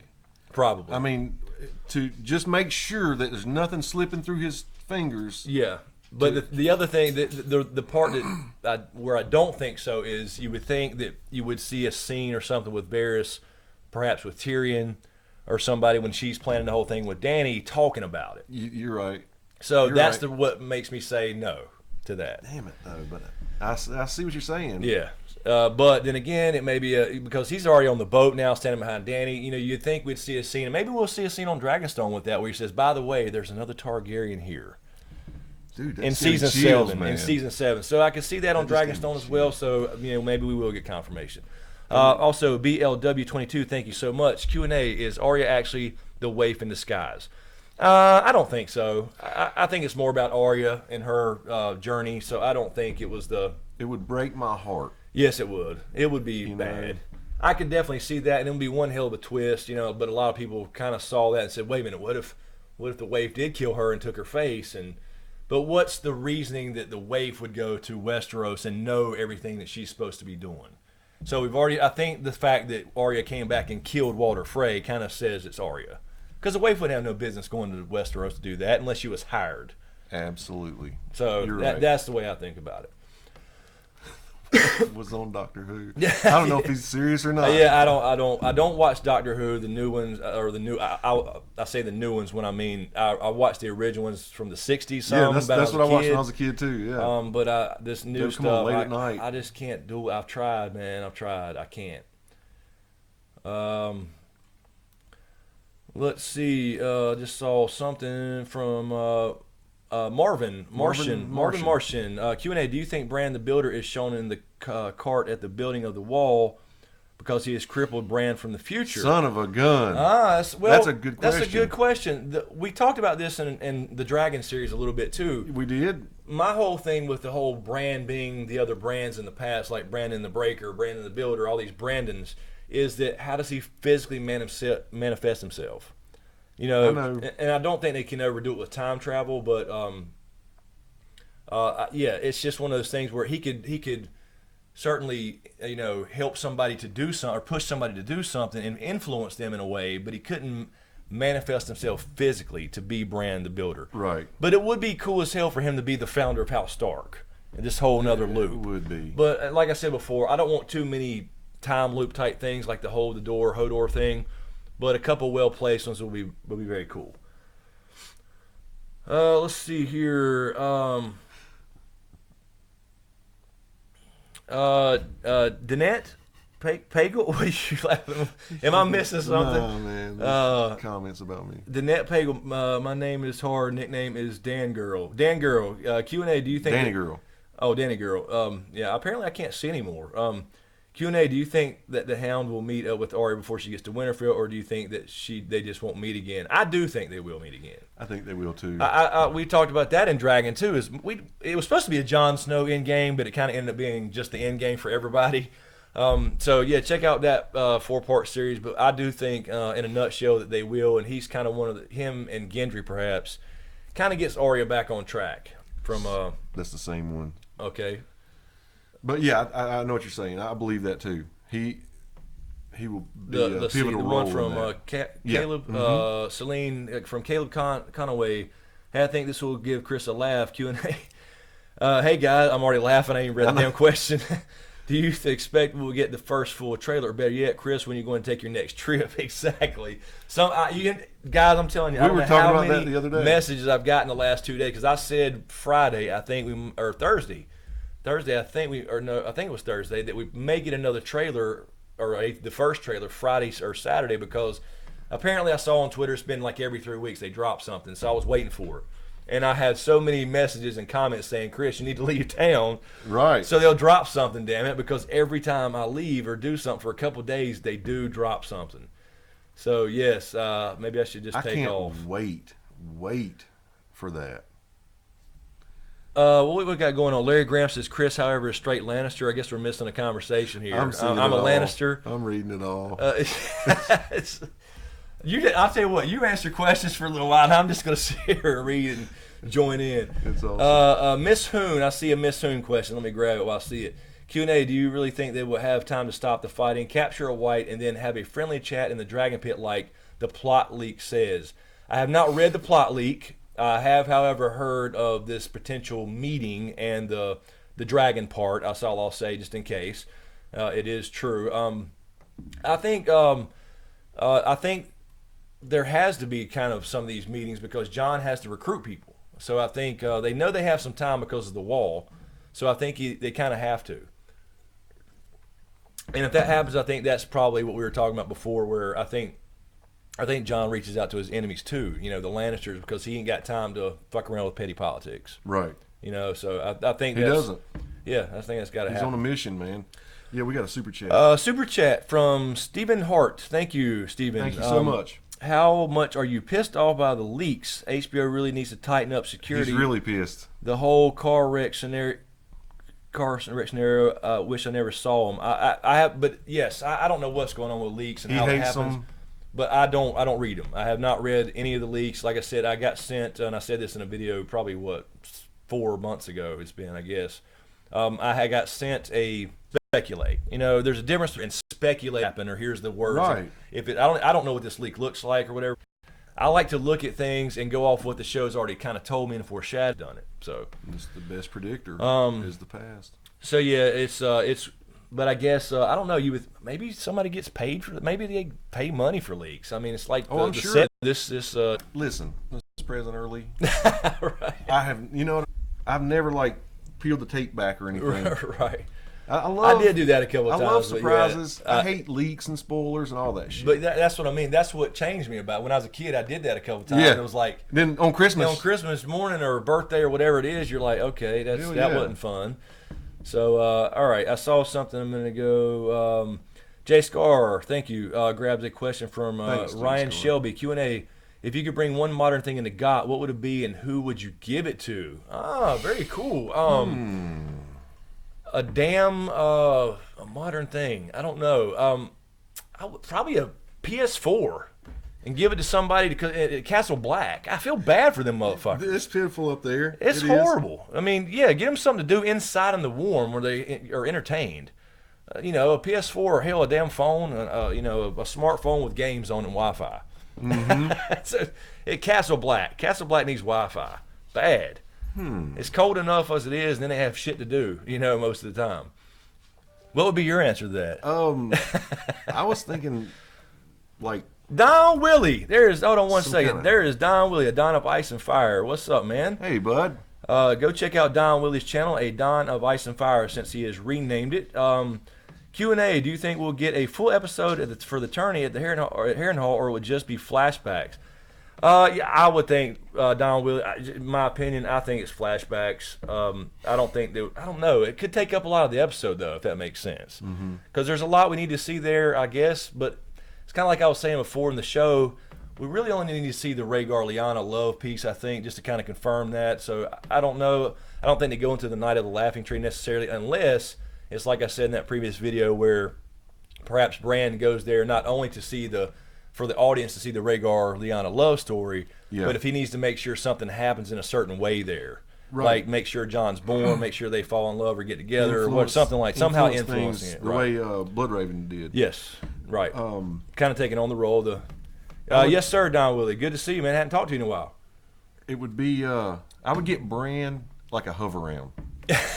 There you go. Since Hodor's gone, yeah, Mira's got it bad. She's got it bad. I mean, she's pulling that, and then Benjen took the horse. That's horrible. Benjen took the damn horse, man. Lead the damn horse, so he could like ride on the horse, and at least she can walk and just have a horse carry him, or they could both ride it.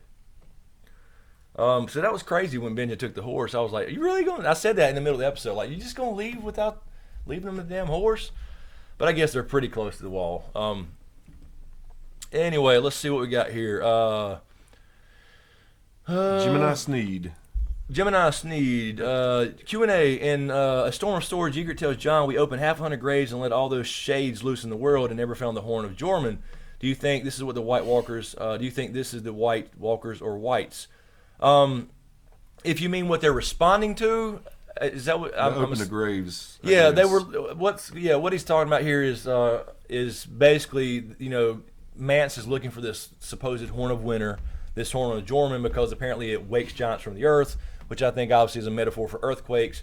So he wanted to use that as leverage because he needed to get his people south of the wall for protection, because he knows the what. But the point being that, and that kind of goes into what I was going to say as far as why I don't think it has anything to do with the White Walkers coming back, if that's what you're asking, is because, thank you, Don Willie, so much, man. Appreciate that. Thank you.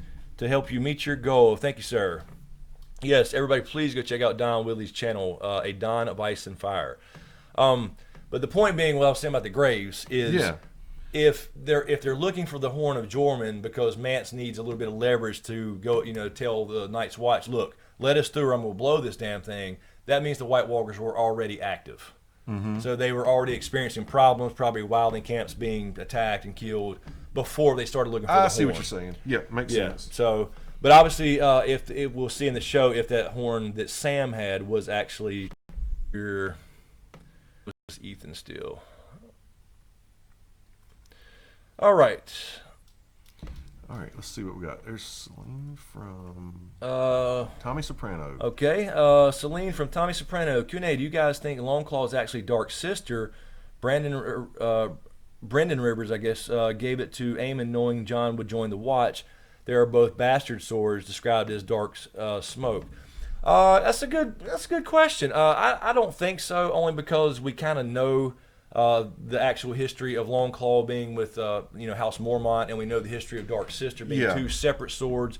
But they are, yes, they are bastard swords, meaning they're a little bit longer and a hand and a half, you know, as far as the grip. So that fits Jon perfectly. Why he'd be handed a bastard sword when he's not really a bastard. So yeah, that was kind of cool parallel there. But I wouldn't think that Dark's sister is actually, unless the Mormonts are lying, about something. But I wouldn't think so, only because that sounds like they would have to have recently acquired that, fairly recently, as far as when Bloodraven was at the wall at least. Cool thought. Yeah. Let's see here. I think that was the one Celine repeated. Mm-hmm. Deborah Breedlove Q&A. Good night, Karen. Sorry. Oh, that's all right. Try to slip that in there. Good night, Karen. I guess did I miss a Karen going away? Going to bed. Thanks for hanging out. Deborah Breedlove Q&A. Why were the Maesters trying to kill all the dragons? Well, I don't know if they actually were or not. It's just one of those things that Marwyn tells us in the books that, in his opinion, the Maesters are anti-magic and anti-dragon and all that stuff. So I don't know if there's this big Maester conspiracy.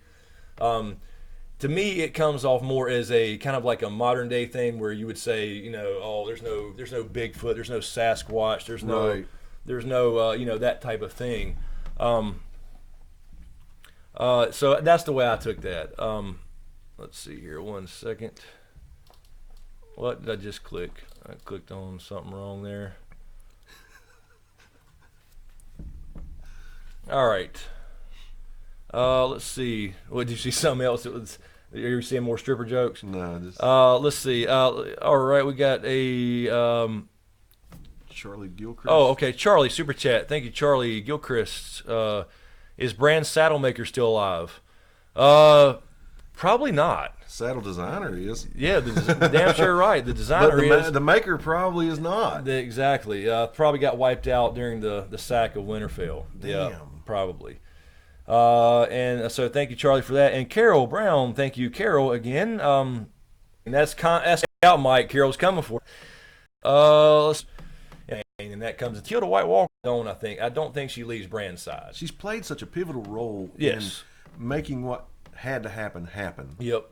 And there's something different about House Reed. If you read the books, you know what I'm talking about. You hear all these swears of fealty in the show and books. Mm-hmm. Jojen and Amir are the only ones that ever said the words, and this is one of the few times it's actually the quote "ice and fire" is in the books. Is we swear it by ice and fire. No shit. So something's going on with Hal Reed and them. No shit. I think they've interbred with the children of the Force. Oh, that's damn great, sure. man. The way they're described in stature and everything. So yeah. Anyway, as far as the whole mirror thing, I don't think she can just go away after she's seen what she's seen. It wouldn't make any sense for her to drop him off and like, all right, we'll see you later. I'm going That's home. not going to happen. No way in hell. She's going to stay by his side. Let's see. Did we see a super chat here from Simab? Yes. Or Simab? Simab. Sorry if I'm butchering your name, but thank you. What role do you see Pod playing? Bran. Something else moved it there. Bran teaching him how to ride fight has to come to some end. He has to be around for more than just a magic cock. I agree. That's true. I totally agree. He has a role that is unfulfilled. Yeah, and I kind of see it as, the way he saved Tyrion before on the Battle of the Blackwater. I see him saving Bran like that, honestly. That would be awesome. Because it's like the student saves the teacher, yes, kind of thing. So yeah, I think that's the role, because you can't have everyone in the end game finale thing, but I could see them doing something like that with him. But in a show, a story as awesome as this, yes, it's kind of cool enough just to be the guy with the magic cock. That is true. I've got dragons. I've got the best dick in this fucking show. So, I mean, if you go into a brothel and they say, we'll pay you, what the hell? Why ain't they giving us? Why are they gonna give us some answers on that, or what? I'm telling you, man. I don't know, man. Also, a super chat. This night's been insane. Super chat from Sean Ward. Thank you, Sean. Thank you very much. First time contributor, long time listener. What will Sansa and Baelis's reactions be to Jon's lineage? Is it possible that Jon will never know? Don't say that. I hate it. Yeah, I did a video 3, 4, 5 weeks ago about the ending and the worst ending possible, and that would be the worst ending possible in my opinion. that he never finds out. That would be bitter as hell. But yeah, as far as Sansa and Baelish, I think there's going to be some genuine shock. It's going to be weird. Sansa's going to. It makes you wonder about the whole Sansa wanting to be queen thing, and the Baelish is going to manipulate her a little bit more. I don't think it's going to be that big of a deal. I think it'll be for a little while, but not to where they're enemies or something like that. Okay, yeah. But then her finding that out, where he's like the rightful king, is like she's going to be like, what, really? After all this, I'm the damn, Bran's supposedly dead. Now I'm the damn Stark. I'm Lady of Winterfell now, and now he's the fucking Targaryen king. Yeah, I could see that. So I can see that kind of thing as well. So it'll be shocking. And then Bran shows back up. Yeah, and then Bran comes marching in the damn door. She's like, "What the? I'm out of here. Yeah. Just kill me off." Which would be fine with me, unless they change what's going on with her. Also, Carl the First. Thank you, Carl. Thank you, brother. Guys, I know you've been asked 100 times, but if you had to guess, one guess, how does Jon learn RLJ? Single reveal or a series of old occurrences, i.e. dragons like him, Dany feels like kinship, he's drawn to Lyanna statue, etc. Yes, sir. I think part. The latter. I think we will get a series of hints, like her meeting Dany and the dragons, and they like him, kind of like they did Tyrion. They're drawn to him. And all that kind of thing, and people start to go, we the audience kind of know, but Dany starts going, what's going on with that shit? Yep. And Jon's never seen one. He don't know what to think, if that's normal or not. So I think we get a series of hints like that. Obviously, we'll see some shots of Lyanna's statue. I think Dany might feel a kinship with him, too. Yeah, it could be. But yeah, I think that, and then at some point it'll be confirmed. Probably Bran's going to say what he saw at some point, probably season 8. Varys pulls that note out. And Varys could have, if that's indeed tied in. And also the Howland Reed thing will, sure. That's going to be. Nail it on the head. Yeah. So Howland Reed will definitely be a player. He was there. But yeah, we'll see. In the flesh, baby. Exactly. We'll see a stream of hints for sure. Roger Pitts, thank you, Roger. Super chat. Who does Dave and Dan hurt worse, going from book to screen, Dorne or Stannis? Oh man, that's definitely yours. I would say Dorne, because Stannis. Which you have told me about Stannis too, yeah. Yeah, he's still alive, but we don't really know what's going to happen at all. I mean, we just need the material. But so far, depending on Winds of Winter and the whole Stannis thing, because I'm thinking that George R. R. Martin may do a little twist with him, if I think that's what he's talking about. So assuming that happens, it has to be Dorne, because they're just dead. Yeah. Stannis at least has a chance. That's true. In the books. I would at least like to see Doran Martell say what he had planned with Quentin and Ariana and all that kind of stuff. But no, we didn't get any of that shit. Let's see here. Don Willie says we need more likes in here. Yes. Like it up, and please subscribe and get those notifications. It'd be cool if we got to 50K before Con of Thrones. That'd be awesome. That's like 9,000 something to go. But if I get busy, I can do it. YouTube's crazy right now. Let's see. So thank you, Don Willie. And please, if I made you like Don Willie and Jay Scar and you guys, don't feel obligated to like moderate by any means. Don't feel it's just.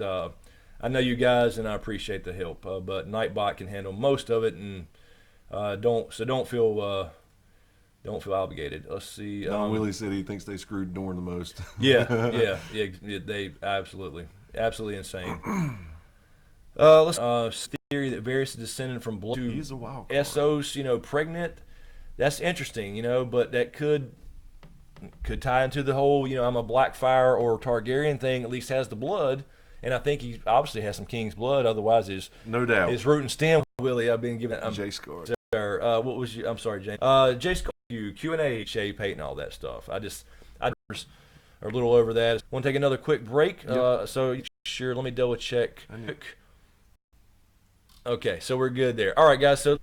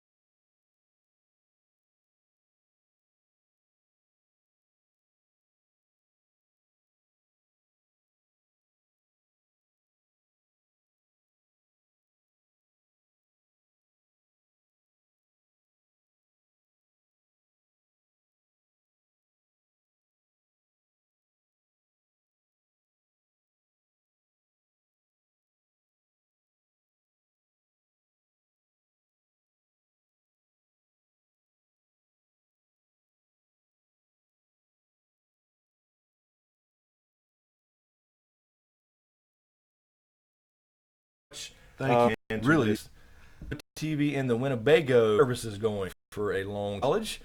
I think that's. So those, yeah, I mean, there's Battle of the Basher. I like that Let's connection. see. Carol says, "Who pissed off Celine?" What happened? Let's see here. Are we? We're unmuted, right? Yeah. Okay. I saw somebody said sound. Rashid needs some tea. Somebody get Rashid some tea, please. Please. What kind of tea, Rashid? Mike says the Houndman will lose his reward money. Yeah, I mean, yeah, that's what he pretended his motivation was anyway. All right, let's see. Kyle says mine was Davos confronting Mel. Yeah, that was very dramatic, and you saw Melisandre kind of break down there and say she made a mistake for the first time. That's true. That's a good scene. That has been in a few. Yes, Davos scenes. is the man. I like Davos, and it's sad that most of these people are going to die, but unfortunately they are. Patrick Glanville thinks sci-fi books of art, and honestly, right now I'm not reading anything. I'm actually rereading sci-fi book. My favorite book of all time that I've read more than any is in it. I love it. Yeah, and Martin took it with this, but especially back in my college days. But I mean, I like to read. Honestly, my favorite stuff to read is actually nonfiction, history-based stuff.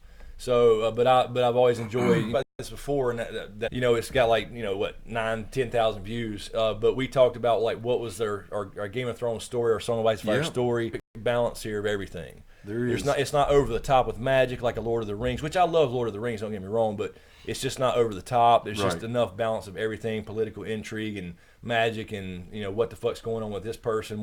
Who's this? It's more relatable. Yes, and in fact, you got 3 more to edit, by the way. And I used to collect base stats on the back, and then let's see. Thank you, Chant. Which he said. I think probably because Jaime's going to want to cut him in half, like he said. He is. But I think something stops that. Perhaps Bran and him killed. Learning the story. If Jaime killed Brienne like he with 500 other people. That's right. He did exactly say that. But I was just going to say one thing. Dany never had any kind of emotional bond with her dad, right? No, never knew. Yeah. I don't really believe she's going to put too much emphasis on that. I could be wrong. Yeah. I could be wrong.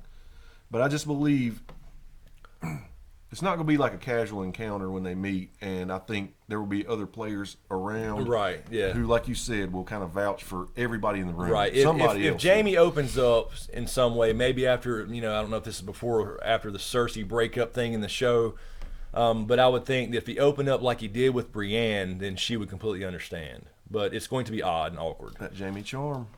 Yep. Let's see here. Melissa Ridgway says, "Dang, Nightbot is evil." Yeah, he's a bastard. He's a bastard. With Nightbot, just to let you know, he can time you out, and I can change that stuff, but he times you out for like using too many capitals and too many emojis and stuff like that. See you, Dave Trisky. Thanks for hanging out. Yes, thank you. Take it easy. Digital. I'm trying to stop here. Digital Dirt Nap. I love that name. That's awesome. Digital Dirt Nap 1 Q&A. Does Cersei die and become the Night Queen? I think there's a possibility of that. People are wanting that. People are wanting to see that for sure, and it makes you question, like we talked about in Dragon, why do we hear the Night's King, the original Night's King, 13th Lord Commander story? And she's been wanting to be queen this whole time. Kind of like it's almost a reverse parallel with Sansa. She's always been like the anti, didn't understand the rules about being a woman and stuff like that. Mm-hmm. But she could get her wish. It's just not what quite what she thought it would be. And a lot of people speculated with the Long Walk trailer with her doing the breath thing. Let's see here. Let's see. Where I was just reading one from, what was it? Thanks, Dave. Appreciate it. Okay, I guess I'm reading. Here's the Whole Man again. Q&A. Do you think who do you think gets to wield Heartsbane? Because I doubt Sam will be using that in the heart of the battle against the others. You never know. My thing was with the name like Heartsbane. I like the way George R. R. Martin names dire wolves, for example, and it kind of hints as to what their owners are going to be. And I think the names of Valyrian steel swords could indicate that as well in some aspects, at least the major ones. So Heartsbane, I think, could be used in the end. And if it comes down to killing the Night King, that could be handed to Jon. Yeah, I don't see Sam wielding it either. Yeah. It's too big for him. He's the information gatherer. I don't think he's going to go out fighting that way. Although if he has to, he will. Let's see. Super chat from Zombie Sham. Thank you, Zombie Sham. Do you think the Hound will tell Sansa about Littlefinger betraying Ned, or will the show writers forget about him being there for that? No, actually, I think they will. I think he will. I think that's going to be part of the issue in the North when I'm assuming Arya and the Hound will reunite and head north. The question is, how does he go by Winterfell, at all? Or does he go straight past there if he's heading north? We don't really know. That depends on Beric's plans. So I think that may come down and be the death of Littlefinger, what causes that, if Arya is the one to do it, or Brienne under the orders of Sansa. That's a mouthful, but I hope you caught all that. Would you pop it up a second? I saw one I wanted to ask you. I wanted to get your take on. Right there.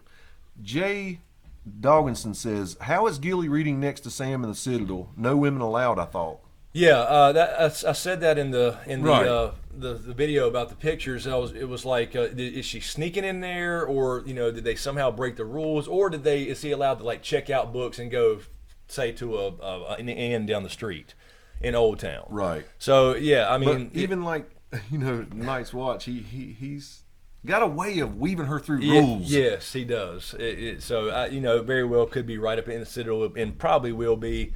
Perhaps it's like she's just going to be here for a day or something, whatever, and he gets her in there and she never leaves until they actually do leave. So yeah, I mean, the question is that actually in the Citadel, or he takes some books, because he would do it for her if he had to be with her, all the time to try to look out for her. He would definitely go take some books and go to somewhere else to read them if he had to do it. Damn right. So it very well could be something like that. Welcome, Stacey Smith. We've been rocking for a couple hours now. Yeah, we are right over 2 hours. Right over 2 hours. Still got 471-ish, 476. Mike Scott, Sam the Slayer, breaker of rules. Yes. Mike Scott also had 306 strikeouts in 1986. Oh, see? I'm talking about with the numbers. Sam the Slayer, breaker of rules, yes, because in the books he manipulated the vote for Jon to win Lord Commander. A lot different in the show, in the books. He straight up lied to people to get Jon elected. Let's put it that way. Right. He wasn't fucking around. He was getting him elected. Let's see here. Let me double check. Yes. Streamlabs. I keep seeing these little pop-ups in my could be corner of my somebody eye. subscribing, but right. you never know. I thought I saw something. Here you go. Thank you. Is it Micah B93 or Micah B93? Thank you. Appreciate the donation. Hi guys, love your videos. Please keep it up. Q&A, what is the relation of Bloodraven to Maester Aemon, and do you think that Aemon knew that Bloodraven was still alive when he died? I'm interested to hear what you say here. Yeah, so Bloodraven is half Targaryen. Mm-hmm. He is the one of the great bastards, as is known, of Aegon the Fourth Targaryen. So he is related to Bloodraven in that to Maester Aemon in that way. But I doubt that he thinks Bloodraven is alive. Right, because he's supposed to be dead a long time ago. Yeah, he's 120-something years old, I believe, well beyond his mortal lifespan. The tree's keeping him alive, essentially, in the books. He's really entwined in the books, like he's got a branch coming out of his eye where he had lost an eye to Bittersteel, which was in the Blackfire Rebellion. That's a whole different thing, but I don't think Aemon would know that. I think he disappeared beyond the wall, and it was basically written off as another Lord Commander who disappeared beyond the wall. You know what I mean? It's to wildlings or something. So definitely related by blood, but I don't think he would know about him still being alive and becoming the Three-Eyed Crow. And there's Celine. Celine from Tom Barrett. Question: Sack of King's Landing. Aerys tells Jaime to kill Tywin, but he kills Aerys. Would it be Martin-like for Aerys? Oops. I lost it. Okay, got it back. Would it be Martin-like for Aerys to be his dad? He killed his actual dad and said who he thinks is his dad. Holy shit. Yeah. To finish the other question, Aemon took the black with Bloodraven. Yes, he did go to the wall at the same time. in the books as well. Thank you for Howard and stab you in the back like Callan Reed. Oh, Yeah, that's a good name. Why not, right? Poor Howard. Oh Lord. Yeah, the reason he did that though, you know, Howland Reed, they'll tell you straight up in the books, they're not regular people, like regular knights and shit. They're like these small, like ninja motherfuckers. Which one? Jeffrey Fulton II. Okay. Oh, I lost it. Hold on 1 second. It was Jeffrey Fulton II. There we go. For James, Andre Ward or Sergey Kovalev? Andre Ward, hands down. If he shows up, Andre Ward, it box circles around him. You heard it here first. Let's see. Now they're flying by again. Let's see. White Rabbit Sale, has Duncan the Tall been brought up in the show at all? I think there was a reference to. I think there was.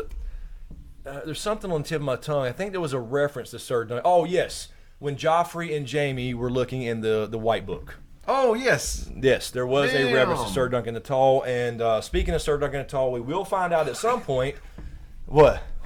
These comments are funny as hell. I'm sorry. I hate to interrupt your train of thought. No, that's fine. Because you always have good answers, man. Yeah, it was Old Nan, and I was gonna say Old Nan had mentioned him, and there was a possibility that Old Nan and them had something going on, and we will find out Brienne is related to him. And I must be missing some great comments. Where are they at? Let me read. Somebody said their sword should be called mayonnaise spreader. And then somebody else was like, mayonnaise spreader, haha. And I don't know. It just caught me off guard. Oh, let's see. Jesus Christ, the grassy knoll. Oh God. Oh, this is so funny. Raw Stargarian says Q&A. Let me stop it. Can Jon already be considered the best or one of the best swordsmen in the Seven Kingdoms? I don't know about that, honestly. He doesn't have. Okay, quite possibly, maybe, but he doesn't have the reputation. Yes. Yeah. He hadn't had a whole lot of experience that these other cats did, like Sir Arthur Dayne and Barristan Selmy and Ariel Hotah, for example. Yeah, those are some badass dudes. But he's building a case when the people who survived the Battle of the Bastards. Yes, that's true. They'll be telling their kids about what they saw that right, day. Exactly. And that's probably part of a lot of those tales is like how big they're talked up. A lot of experience. Right. So yeah, I wouldn't consider him right now, but yeah, like you said, he's kind of getting there, I guess. But he's still young, and I don't think so. About Stan Gilly, I don't know what video it was named, R'hllor to Lord of Light. Okay. Because in the show they haven't really said R'hllor. You said you had a question. What was? This is a personal preference question. Okay. Marjorie or Ygritte? Oh man, probably Yeager, man. That's what I thought. I thought you would say that. Kissed by fire, man. Well, I don't know, man. That's hard. That's tough. Is this a super chat from Andrew Smith? Thank you, Andrew. Thank you very much, Andrew. Just want to say what's up, guys. Freaking love your content as usual. Keep them coming. Will do. Thank you, sir. Appreciate that. And speaking of chat, let me check Streamlabs again, just in case. I don't want to miss anybody. Like apparently last week we had 2 late donations that we missed. Yes, we have. We do. Let's see. Last one was RN Smith, 2003. Thank you so much to help you meet your goal. Love y'all. Thank you so much. Really appreciate that. Love y'all back. Also, Jordan Lemon. When will that damn trailer drop? Thank you, Jordan. It's got to be soon. I thought this weekend. I thought Friday or this weekend. It might happen this week. We're got to be pretty close. Got to be pretty damn close. Because we should have probably 2 or 3 trailers before this thing starts. So we got to be getting damn close. And I can't wait to do this after it. Yes. It's going to be hot. Yes, and I will, and probably when the trailer does come out, I'll probably do I may do it green screen style, like a gaming video where I can play it and pause it and try to break everything down as much as I possibly can, scene by scene. Yeah, So you should that's do that. something. As soon as it comes out, Oh, God. I'll be all over it. Oh, Mike Bushnell.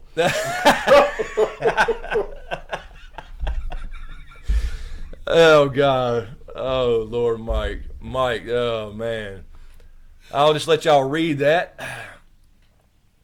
Big Cincy. Celine got somebody. I Uh-oh. don't know what they're doing, but she's the moderator. She's got the power. Thank you, Celine. Yes, no bullshit up in here. Big Cincy says, Chris, do you think Jon Snow has to find out about his lineage to get the confidence he needs to take on the Night's King? Or do you think that info will affect him?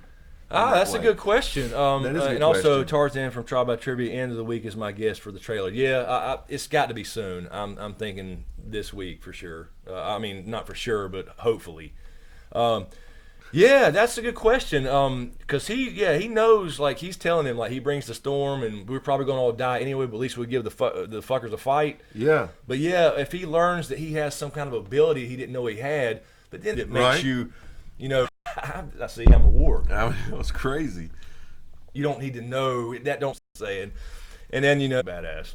Somebody asked earlier. Between rounds, it's like, Shit. Sure, we're missing there. Tell me into the show feeling. I mean, he's called Crow's Eye for a reason, and they didn't even bother to make him even what. it bums me out when I hear you talk about book. Chat, Jason Weeks, Warden of the North. Thank you, sir. I don't see a question, Jason. Yeah, I'm not if you sure if have you a meant to have a question- question there or not. Every once in a while. But thank you, sir. Okay. Think so in a flashback. I think we'll see him at the tourney of Harrenhal so much. He's such a really quickly. It's almost like he's a mythological dude. I know. Ideas. No, If you will go back in for a one second. will it come up that Little Sam is a signal of the White Walkers? Love Smokescreen Super Sundays. Thanks, guys. Hello from North Ontario, Canada. Thank you, Karina. Appreciate that. I have a theory on that. Oh yeah.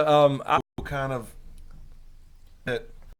matter little be any show for that. Also, you can sing a lot of things though. I randomly sing. I don't know why. I get worried. Carol again. Celine. Yes. Magic. Mhm. Wants to. Everything just stopped. Yeah. The people that are remaining. Carol said she did see it. Oh, that would be Very awesome. cool. I started teaching music. Thank you. And interact with John. Happens. Your strip Q&A. Do you think the Aleph only heard little? That's what's going to happen. Wolves Part. Ziner. Yeah, Game of Thrones, I guess. Just because I don't know. Rachel, welcome. Finally caught a live stream. Rachel Miller, hello. There's Jaden. Look at Jaden up in here. Takoa. If you like gaming stuff, go check out Takoa. What's up, Tacoma? Let's see. Do you think Little Sam will ever grow up to be a more significant character in this universe? Yeah, I don't know. I've got mixed feelings on the whole Baby Sam thing. It's like, why is he still here? I mean, not that they need to kill off a baby for no apparent reason, but in a I don't see they ran her off. Yeah. Let's see. You guys like to see John after he finds out who they. I think First, yes, it's going to be a shocker, and I can see that. Although I do think the picture is paying his respect. Season 8, in my opinion. Definitely. Yeah, that's. I mean, he's going to die with the Night's Watch. check Streamlabs, please. Okay. Streamlabs, yes. I think it came first. Fresh now. Oh, we got a couple. Okay, we got a two. Okay, yes. Okay, so we got two. So from Lowell. Yep. Lowell, thank you very much. Hey, Chris and James, love the viz. Long time watcher, never had a channel, but just made one so I can subscribe. Thank you. Man, Appreciate that. Means that. a lot. Thank you. I know a lot of people do watch without actually logging in, but yes, thank you so much for it does help the channel when you subscribe. What's up with Patchface? I'm reading Clash of Kings. I just got thinking about what could have happened under the damn sea. Yeah, Patchface is a very interesting character. He's actually one of the harder ones to figure out because he speaks in these riddles. The cool thing about Patchface was he was brought back. He was the trip where he was brought back where everybody died. I told this last week about the Baratheons, about Baratheon, his ship wrecked in Shipbreaker Bay. They brought back Patchface, the only one that survived, or he died and then was brought back, washed up on the beach. Exactly. But he had written back to Ares about Patchface and how smart and intelligent he was over there because he didn't find a bride for Rhaegar, and so that was one of my things about Rhaegar's first trip that possibly failed in water type thing. But yeah, I've always had a big question about that too, because Patchface he says these riddles and he talks about things under the sea, and it makes you wonder what's going on there. Like, is there a whole nother thing of magic? That's You know what I mean? and I think that's what Lowell's thinking about too. Yeah, like is there a whole nother, the merman and the stuff comes to mind about the whole sea thing. Is there what's going on there, and what happened to him under there that could have possibly made him start to be able to tell the future, like these woods witches, for example, that need blood to do that, or I don't know, the ghost of High Heart, for example. It's hard to say, but there's definitely something going on with Patchface, and to me, it's almost like I think Bloodraven plays a lot of these as far as that we talked about before in the fires, and how does Melisandre see visions, or Red Priest in general. And I think it's people like Bloodraven pulling strings, and it could be the same thing with Patchface.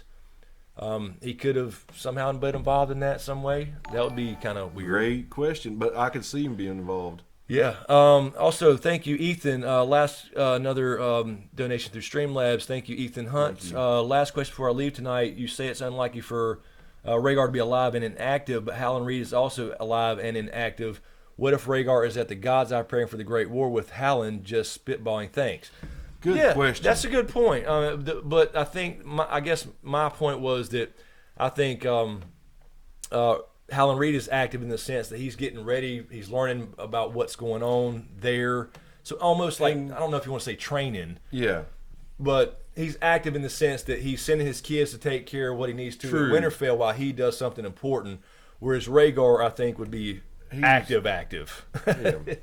And, there's people who saw him die. Yeah, right. Yeah, I mean, right. There's people who actually saw him go down, and the whole Ruby Ford was named after the rubies that came off his armor when Robert smashed his chest in. So, but thank you so much for that. Let me answer one question real quick, please. Yes. It's Did I to miss me. Yeah. Let me stop it. Joseph Patrick says, James, Q&A, McGregor versus Mayweather, what happens? Here's what happens. They come to the ring. Everybody's assholes drawn up this tight. The first round is so freaking exciting, and then Floyd puts it on him. Yeah, he's going to have to stops conform him to about his the rules. fifth round. But flip it, put Floyd in a cage, and I would say the exact opposite. It's going to be like he's got to conform to his rules. That's his world. Yeah, that's I see and the same way. Floyd's the master of that world. And I can say as a former martial artist, or I guess it's former now, but needs to get back into working out into shape. It is hard to conform to rules.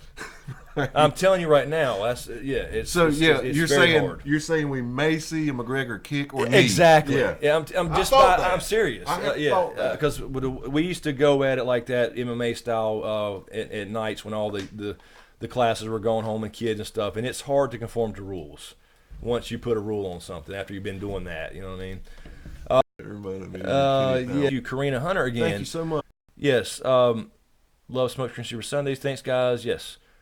So Karina, I think I was we did mention new one from is that Jordan Bricky. Jordan Bricky fall in love with Danny.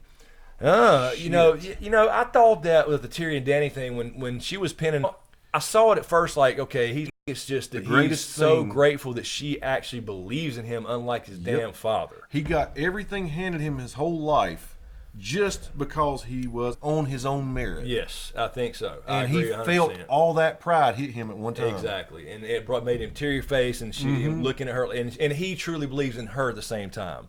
Like he had heard about this. True, you're right. This mother of dragons, and Varys had talked her up. But so he's like sitting there in her presence and feels it. At that point, he actually believes in her and what she's done, because she didn't just go mad queen. You're right. He listened. She listened to Tyrion and took his advice and did it the right way. And got the ship. So I think that was what that was. As far as the Jon and Danny piece, I think it will be a kind of an awkward thing at first, because I think Jon goes south. I think Danny again comes across like Aegon, kind of repeat of history. Sends out ravens. I'm going to be your queen. If you don't like it, I have 3 dragons. Come to me. Show your fealty, and there won't be a problem. John goes, but He he's going goes. under the guise of the whole, okay, look, I don't care about your throne. You can have all that later. This is what we got to deal with now. I'll bow to you later. We ain't got time for this shit.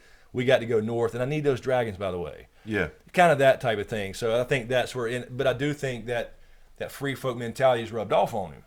So he did die for it. So he may. I don't think he will actually bend the knee.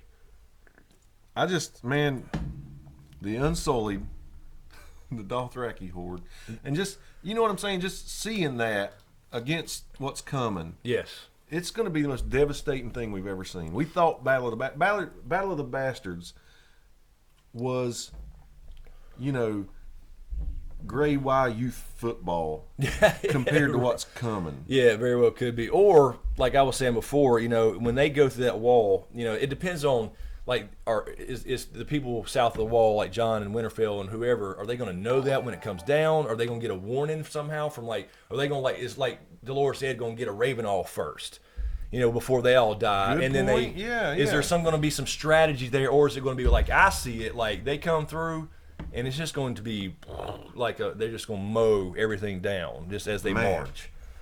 So it's going to be horrible. I saw something. Jay Scar has a question. Thank you, Jay Scar. From Jay Doggingson. Q&A, will Quaithe play any other part in the show? In the show, I don't think she will. In the books, I definitely hope we get the answers to who she is and why she's dealing with Dany and trying to warn her about things and have her remember who she is. You know, the dragons remember, so should you. So, yes, in the books for sure. In the show, I don't think we see Quaithe again. Let's see. I just saw a thing. Yeah, register a super chat. Yes, another super chat. Top Shelf Underground. Thank you, Top Shelf Underground. Q&A. What do you think? What guys think about Martin saying the spinoff wouldn't be Duncan Egg or Robert Rebellion? What do you think we'll end up with? Yeah, somebody just typed that earlier. I have not read his not a blog recently, so I did not hear that. Just broke my heart. Literally until tonight. So yeah, I don't know. That kind of sucks. Just like you know, why?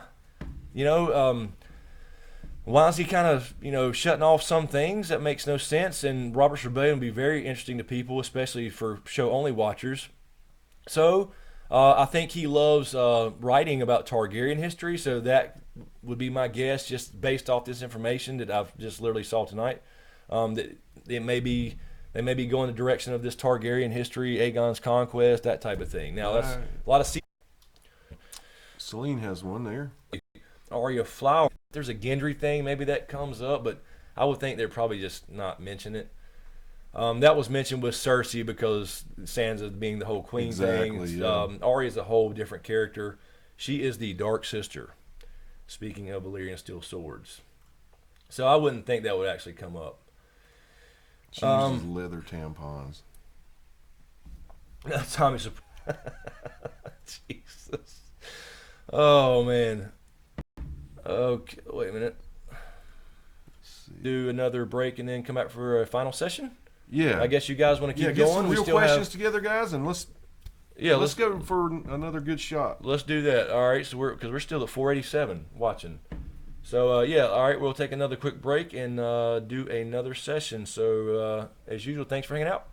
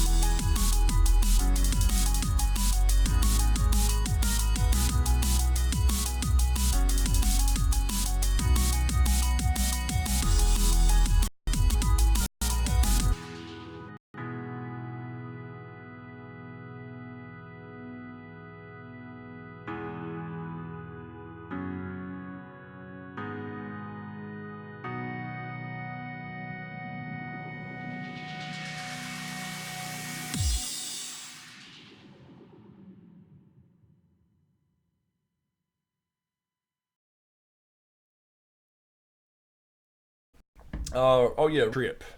Question right there. Right there. Bobalot, was that Yes. what I saw? Okay, Bobalot, Q&A. Do you think the Hound will finally be happy to serve a good lord? By the way, Chris, did you get my message? Bobalot, I guess I didn't get your message unless you have a different name on something else. I'm not sure. So what message that was. Unless you're talking about on YouTube. I haven't actually checked messages today or yesterday for that matter. So if I'll check that for sure. But yeah, I think the old Hound could give a rat's ass. Yeah, I agree. I think that's part of his arc. I think he's happy now to be doing something bigger than revenge, bigger than going after his brother, the Mountain, and I think that's where his character arc is gone, and that's what I really love about it. It could end right now for him, and I'll be fine with it. Yeah, I agree. So I think he is happy in the sense, not necessarily a person, but a cause versus just I hate. Basically, he was driven off hatred before from his brother, and I think Brother Ray in the show be different in the books, but has kind of helped him understand. Will you grab J Scars next? I saw that. This one here? Yeah, I saw that like before or during the break. Okay, J Scar grabbed a question from Larry Graham Q&A. What are Dany's 3 betrayals? Damn, yeah, I don't know. I don't think we've seen those yet necessarily. All of those yet necessarily. Definitely a book only thing. You could say that Jorah was for gold because he kind of sold her out in a sense, but not to gold directly, but to get a pardon. So I think Jorah could have been the one for gold, but then again, he's kind of back in her good graces. So we'll see. I'm thinking that the last one for love could be a Jon thing if it comes down to a sacrifice. If the Nissa story is a parallel or a hint of something to come of a repeat, it could be a Jon thing later on for the realm. Because that's the bittersweet thing, Yeah. Personal love versus the realm, that's always a big theme. So the good of the many will win out. Yep. And Celine right there from Woodwalker. Okay.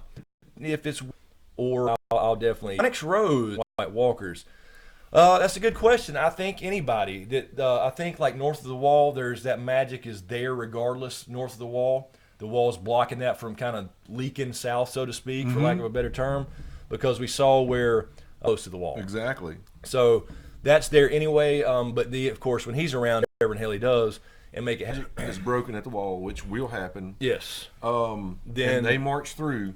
Then anybody. People be coming up out of graves, maybe. Could very well be, just like we saw at the cave. Exactly. Because the cave, they wasn't close apparently at the cave. Exactly. So did he know they were close by? Did he have something? And that goes back to him possibly seeing. I think I saw a super chat, or a couple of them actually. No, we got Jordan's before, right? No, thank you, Jordan. Q&A. Do you think we will lose Melisandre supporting Jon from afar? Will she keep using blood magic? Thanks. I got a feeling that it's not going to end with 3 dragons, regardless of how that happens. This big war, because I agree they have to land at some point. There's just so many whites. It's not going to be clean cut where 3 dragons come in and wipe all of them out. We all clap and it goes off.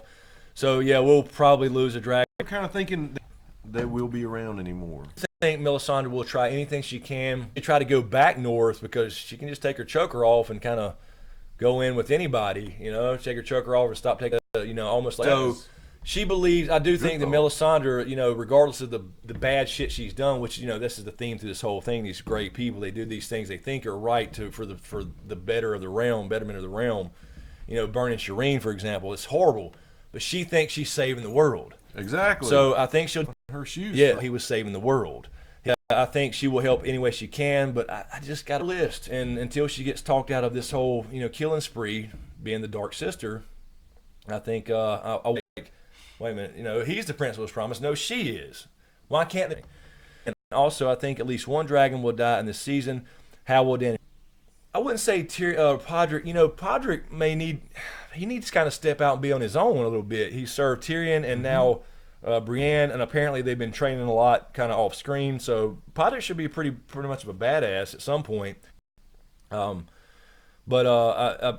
we were just talking about that because I don't think the real fight should be heartbroken. They are hurt.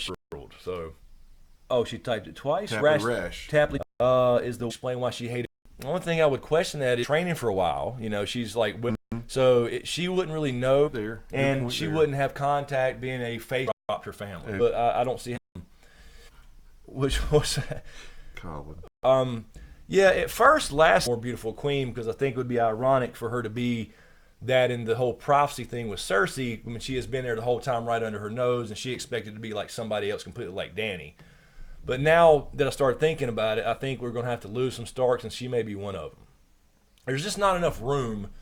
If there is, if a few people survive this thing and they kind of rebuild and change the system for Sansa and Bran and Jon, and it's just, You're right. It's one of those things that I don't know, and it depends on. We all hate to hear that. It's just true. Yeah, and it depends on how far the little finger manipulation goes and how serious does she take, not being, the rightful heir or whatever it is when Bran shows up, or the whole Jon being elected king in the North thing. So. Let's see. Did you see something a second ago? Did I miss? I don't know. Somebody said, "You ever do a raffle or giveaway for one of those sexy game worn tie-dye shirts or something?" and maybe I just threw sexy in there. Did you just make that up? I might have just thrown. Yeah, I didn't. It probably wasn't even a comment. Okay, Celine has a question from Mia C. Q&A, Chris, do you think the horn Sam found in the North season 2 will have any significance in next season? Yeah, I mean, I struggle with that question only because it's like, is it just a shout out to the Horn of Winter? Yeah, or does it actually mean something? Right. Like the Dragon Glass meant something. They took it up to the Wildlings at Hardhome and lost it. We know there's plenty more of that on Dragonstone.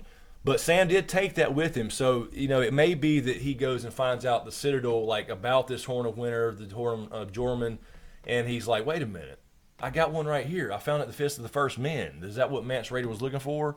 I've had it the whole damn time. Shit, I need to get this to Jon. Oh shit. I need to get this back up there quick or something. If they figured out if it's useful in any way. So yeah, I think that's to be determined. It did say sexy. See. Oh shit! Okay, Ferrari used tie-dye thong after y'all in this stripping thing, man. Y'all need to start a separate channel for this for the stripping thing. You've been in the comments saying something, man. I don't know what's going on. It's crazy. Oh hell, we got a super chat. Oh yes, super chat from Jordan again. Yeah. Jordan, thank you. Love you, dudes. Keep it up. Go Broncos. Oh Lord. Damn. You know we're Panthers fans, don't you, Jordan? Yes, that was a jab. Man. I know it was one. Here's $5 in a damn punch to the face. No, thanks, Jordan. Will Bran accidentally hurt someone by warging into them? Can Jon really love again after Ygritte? That's a good question. That is a damn good I think that's question. part of his arc. He's kind of stone cold, so to speak. He was literally stone cold, ghost. And so I think that will happen again, which will be part of his kind of finishing arc, or so to speak, and kind of where he ends up. You want him to. Yeah, you want him to. You want him to find love. That's just not his. That's not what's in the cards for right. him. That's right now, at least. Maybe that's the dream of spring. Hey now. And will Bran accidentally hurt somebody warring into him? I don't think he can. I think Hodor was there, obviously, because it had always happened that way, the whole time loop. So I don't necessarily know that he can, because we had Varamir Sixskins in the books try to warg a woman when he died, and he couldn't do it. She actually resisted and kicked him out, and he was like the most powerful warg you can imagine. Okay. Controlling 6 animals at a time and all this hell. crazy stuff. So I don't know that he does, and that's kind of a big no-no among wargs anyway. So it's certainly possible, because we are told that from Varamir Sixskins in the books, at least. So that could indicate that Bran may try that again at some point to try to save the world, even though it's a no-no, but we don't know. Yeah, it wouldn't be comfortable, but the question is, can he do it? So that's hard to say. There's another one. Another super chat, a.k.a. Germinator. Thank you so much. Thank you. How will the Night King get past the wall? Do you think Bran will have something to do with it being touched by him, or any other theories you accept? Yeah, I mean, I think right now that's the prevailing idea, is that when he touched him in that vision. When he touched him in the vision. Because, and it's not that Bran doesn't, I don't think they're going to leave that so open that he doesn't remember, oh, I got a mark on my arm, because it was physically there. I think it's just that he's got to make that choice. I He did does. I did a video It's called kind of like what you were saying with the dilemma. saving the world. Well, I'm just saying the scenario you threw out Yes. earlier for Stannis and Melisandre. Right, It's exactly. like, I know what's going to happen. I know this Right. is horrible, but I'm trying to save the world here. Right. While I have the prince that was promised that I just saw the vision about, Yes. I gotta go. And I actually did a video on this completely called Bran's Dilemma. Go check that out if you want to. So thank you, aka Germinator. J Scar, Thank you so much, Jay Scar. what the hell is up with Bran? Thank you, J Scar. I don't know. I've thought about him being like a reign of Castamere, but honestly, I never really believed that anyway. I was just, kind of looking into it like a lot of people were. Mm-hmm. But I think now, because he had so many opportunities to hurt Tyrion and get in and kill Cersei or Tywin for that matter, and he never did. I gotta say, he's one of my all-time favorite characters. He is. I think he's just kind of a wild card. I think he was there. He got Tyrion out of a jam, and it kind of set up the relationship they had, and he went on Help to Jamie. Yeah, to help Jamie. Well, he didn't help Jamie in the books. That was Sir Ilan Payne, completely different. Are you serious? Yeah, it's not even him. Well, that pisses me off. And the whole thing with, his wife and everything's different too. But yeah, I mean, I don't know. I struggle with that because it's like he's out of place almost. But at the same time, sometimes a spade's a spade, and he's just a character that kind of helped Tyrion along and was a tool for Tyrion to get out of the tight spot he was in the Vale, and then went on to do other things. But there's just been so many chances in King's Landing. If he was like a reign of Castamere, for example, he would have revenge. He would have pulled that. He could have pulled that off any time. I mean, he could kill Jamie, Tyrion. He could have killed all of them. Let's see. True face of faceless men. But she, like in the book, she glamours Mance to look like Lord of Bones. It's not really Mance that dies. In the show, it is Mance that gets burned alive. But that's very interesting there. When she sees her, she could see her. Yeah, she might have the ability. It's the same kind of magic, right? It is. It's close. Very, very similar. Good question. I want to see what you think about Grace Seaborn Schmidt's question there. All right. Let's see. Grace Seaborn Smith. You've talked about this before. Could the Night Queen have been Targaryen Valyrian married to a Stark? Maybe that's why the Stark-Tar marriage could have been important to them. I don't know. I think that the Night King, the original, and remember in the books we have no idea that there's no de facto leader yet.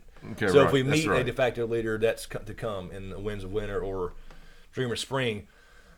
But I think if he was a Stark or a Proto Stark, because this is way before there was a House Stark, it's hard to say who she would have been if he's created these other people with babies. Was that another Proto Stark of some sort? That could have been. And then it's hard to say the Night King, who he was. But I think I wouldn't think so, only because of the Pact of Ice and Fire that we talked about during the Dance of the Dragons. Yep. That could have been a first attempt at that, though. It could have been in some way.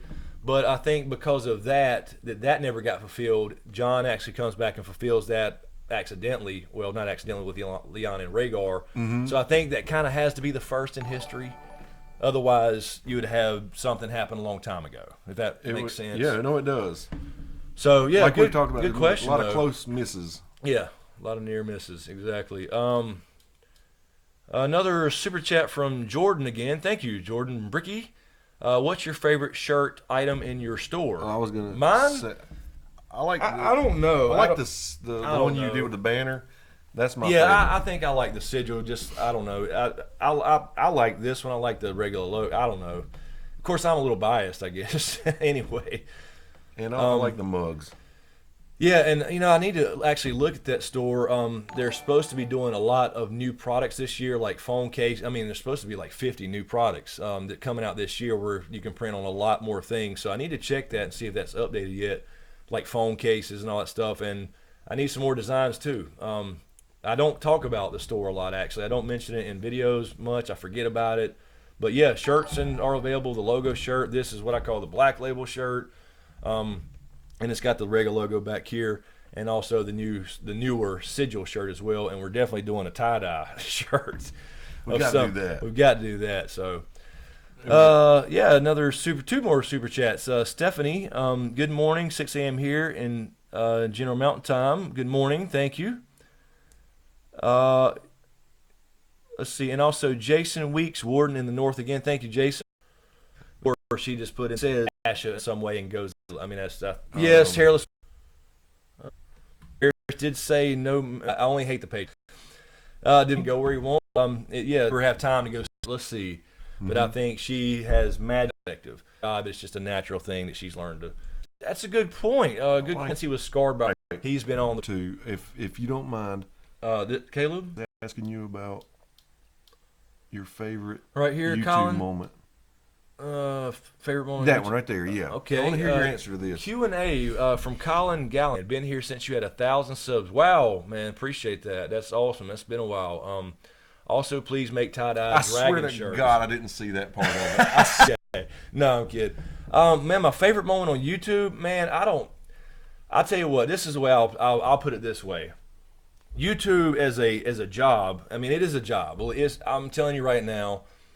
People have no idea. I put in more hours working at this than I ever have when I worked at Microsoft and IT.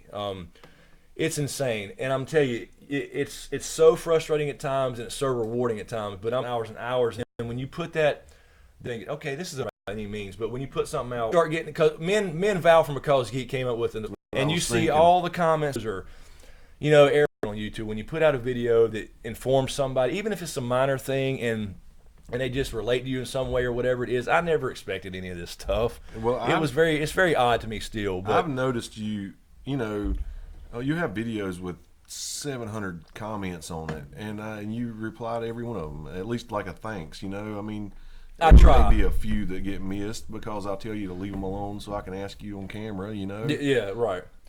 Yeah, and but yeah, I know that sounds cliche, but it is. That's the best moment. It's every time you put out that video where you're about ready to just like go away for a month and not do anything, and just or especially lately with YouTube going up and down with the adpocalypse and the money's way down. It's not you have to make a living. If you're going to do this, it's just the way it is.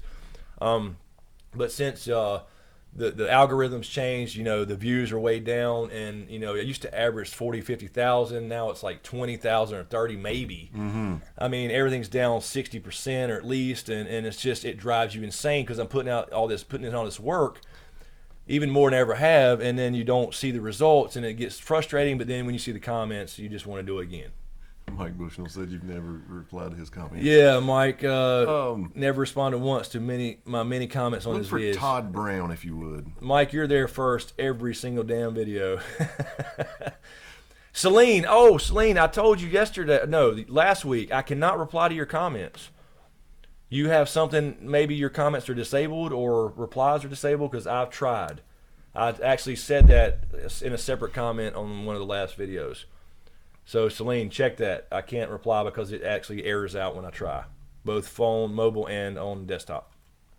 Todd Brown, I think that's the name I want you to look. Where was it? Right up here? We've talked about it before, but I want him to hear what you say. You're getting close. Right there. There we go. Todd Brown, Q&A. Do you think Jaime and Cersei could be the children of the Mad King Aerys? If so, Jaime could be the third dragon rider and ride Viserion. Yeah, that's what I was telling James. We were talking about the whole Tyrion thing, possibly being a Targaryen, and I was telling him it made more sense to me, time-wise, that if there was something going on with Joanna Lannister and Aerys II, especially on the wedding night, that would be more likely to be Jaime and Cersei. Right. And explain, and the whole thing being that, like, Tyrion, this hated little dwarf with two different colored eyes, is the actual Lannister. So that would be a cool twist, and it kind of would explain Cersei's love of fire. She loves to see things burn. This is all kind of book stuff anyway. So I think it's a possibility. It would be insane that Jaime killed his own father. So I think it's interesting, but I don't know if we will get a definitive answer unless Jaime ends up doing something bigger and better. But I just don't see it. I think like Cersei said, Jaime goes out with Cersei, kills the Mad Queen, completes the cycle, and Jaime has to go out at the same time. I see it. Because she said we came into the world together, so implies they go out together. Yeah, Val Aha. Yeah, we just heard that earlier. Yes, Val of GRM says no, he's spinoffs. Won't be Robert Rebellion. Yeah, hadn't even seen that. So yeah, I'll take a look at that. Not a blog post. But yeah, that sucks to just automatically cut that out. Let's see. Lowell17 says, where was Lyanna the whole time when she was pregnant? Apparently in Dorne. I'm not saying she was necessarily at the Tower of Joy the entire time, but we just don't know. That's just one of those mysteries they have not given us any clues to as to where she went to with Rhaegar. But obviously when she got pregnant, was getting close to birth, he took her to the Tower of Joy when the war broke out and everything else, when he had to go fight. So yeah, it's hard to say, but she obviously left with him and was not kidnapped. Sansa. Yeah, yeah, I'm about out too. All right, we'll give it another, I don't know, 2 or 3 minutes here. We're getting on 3 hours and 20 minutes. Still got 462 people watching. Let's see. No, Todd, thank you, buddy. Yeah, thanks, Todd. No problem. Let's see. Trying to see Jay Soto. Yeah, I just saw that too. Do you think, let me pause it. Or pause it. I keep saying pause it. Do you think, Jay Soto, do you think they burned all the dead bodies from both battles at Winterfell? And will Tyrion and Sansa still be married? I think they probably did. Jon knows. That's what I was going to say. Jon knows to burn them now. He definitely learned that lesson from the get-go at the Night's Watch and what he's seen north of the wall, obviously. And will Tyrion and Sansa... I think they might. If Sansa lives, I think Tyrion makes it. Yeah, we talked about this. I think they might. Off camera, but we've talked about this. We've probably talked about it in a few other recorded Q&As too, I think. But yeah, I think that's a good possibility. I do too. I do think Tyrion lives to the end of this whole thing because of the Imps Delight statement and all that. And yeah.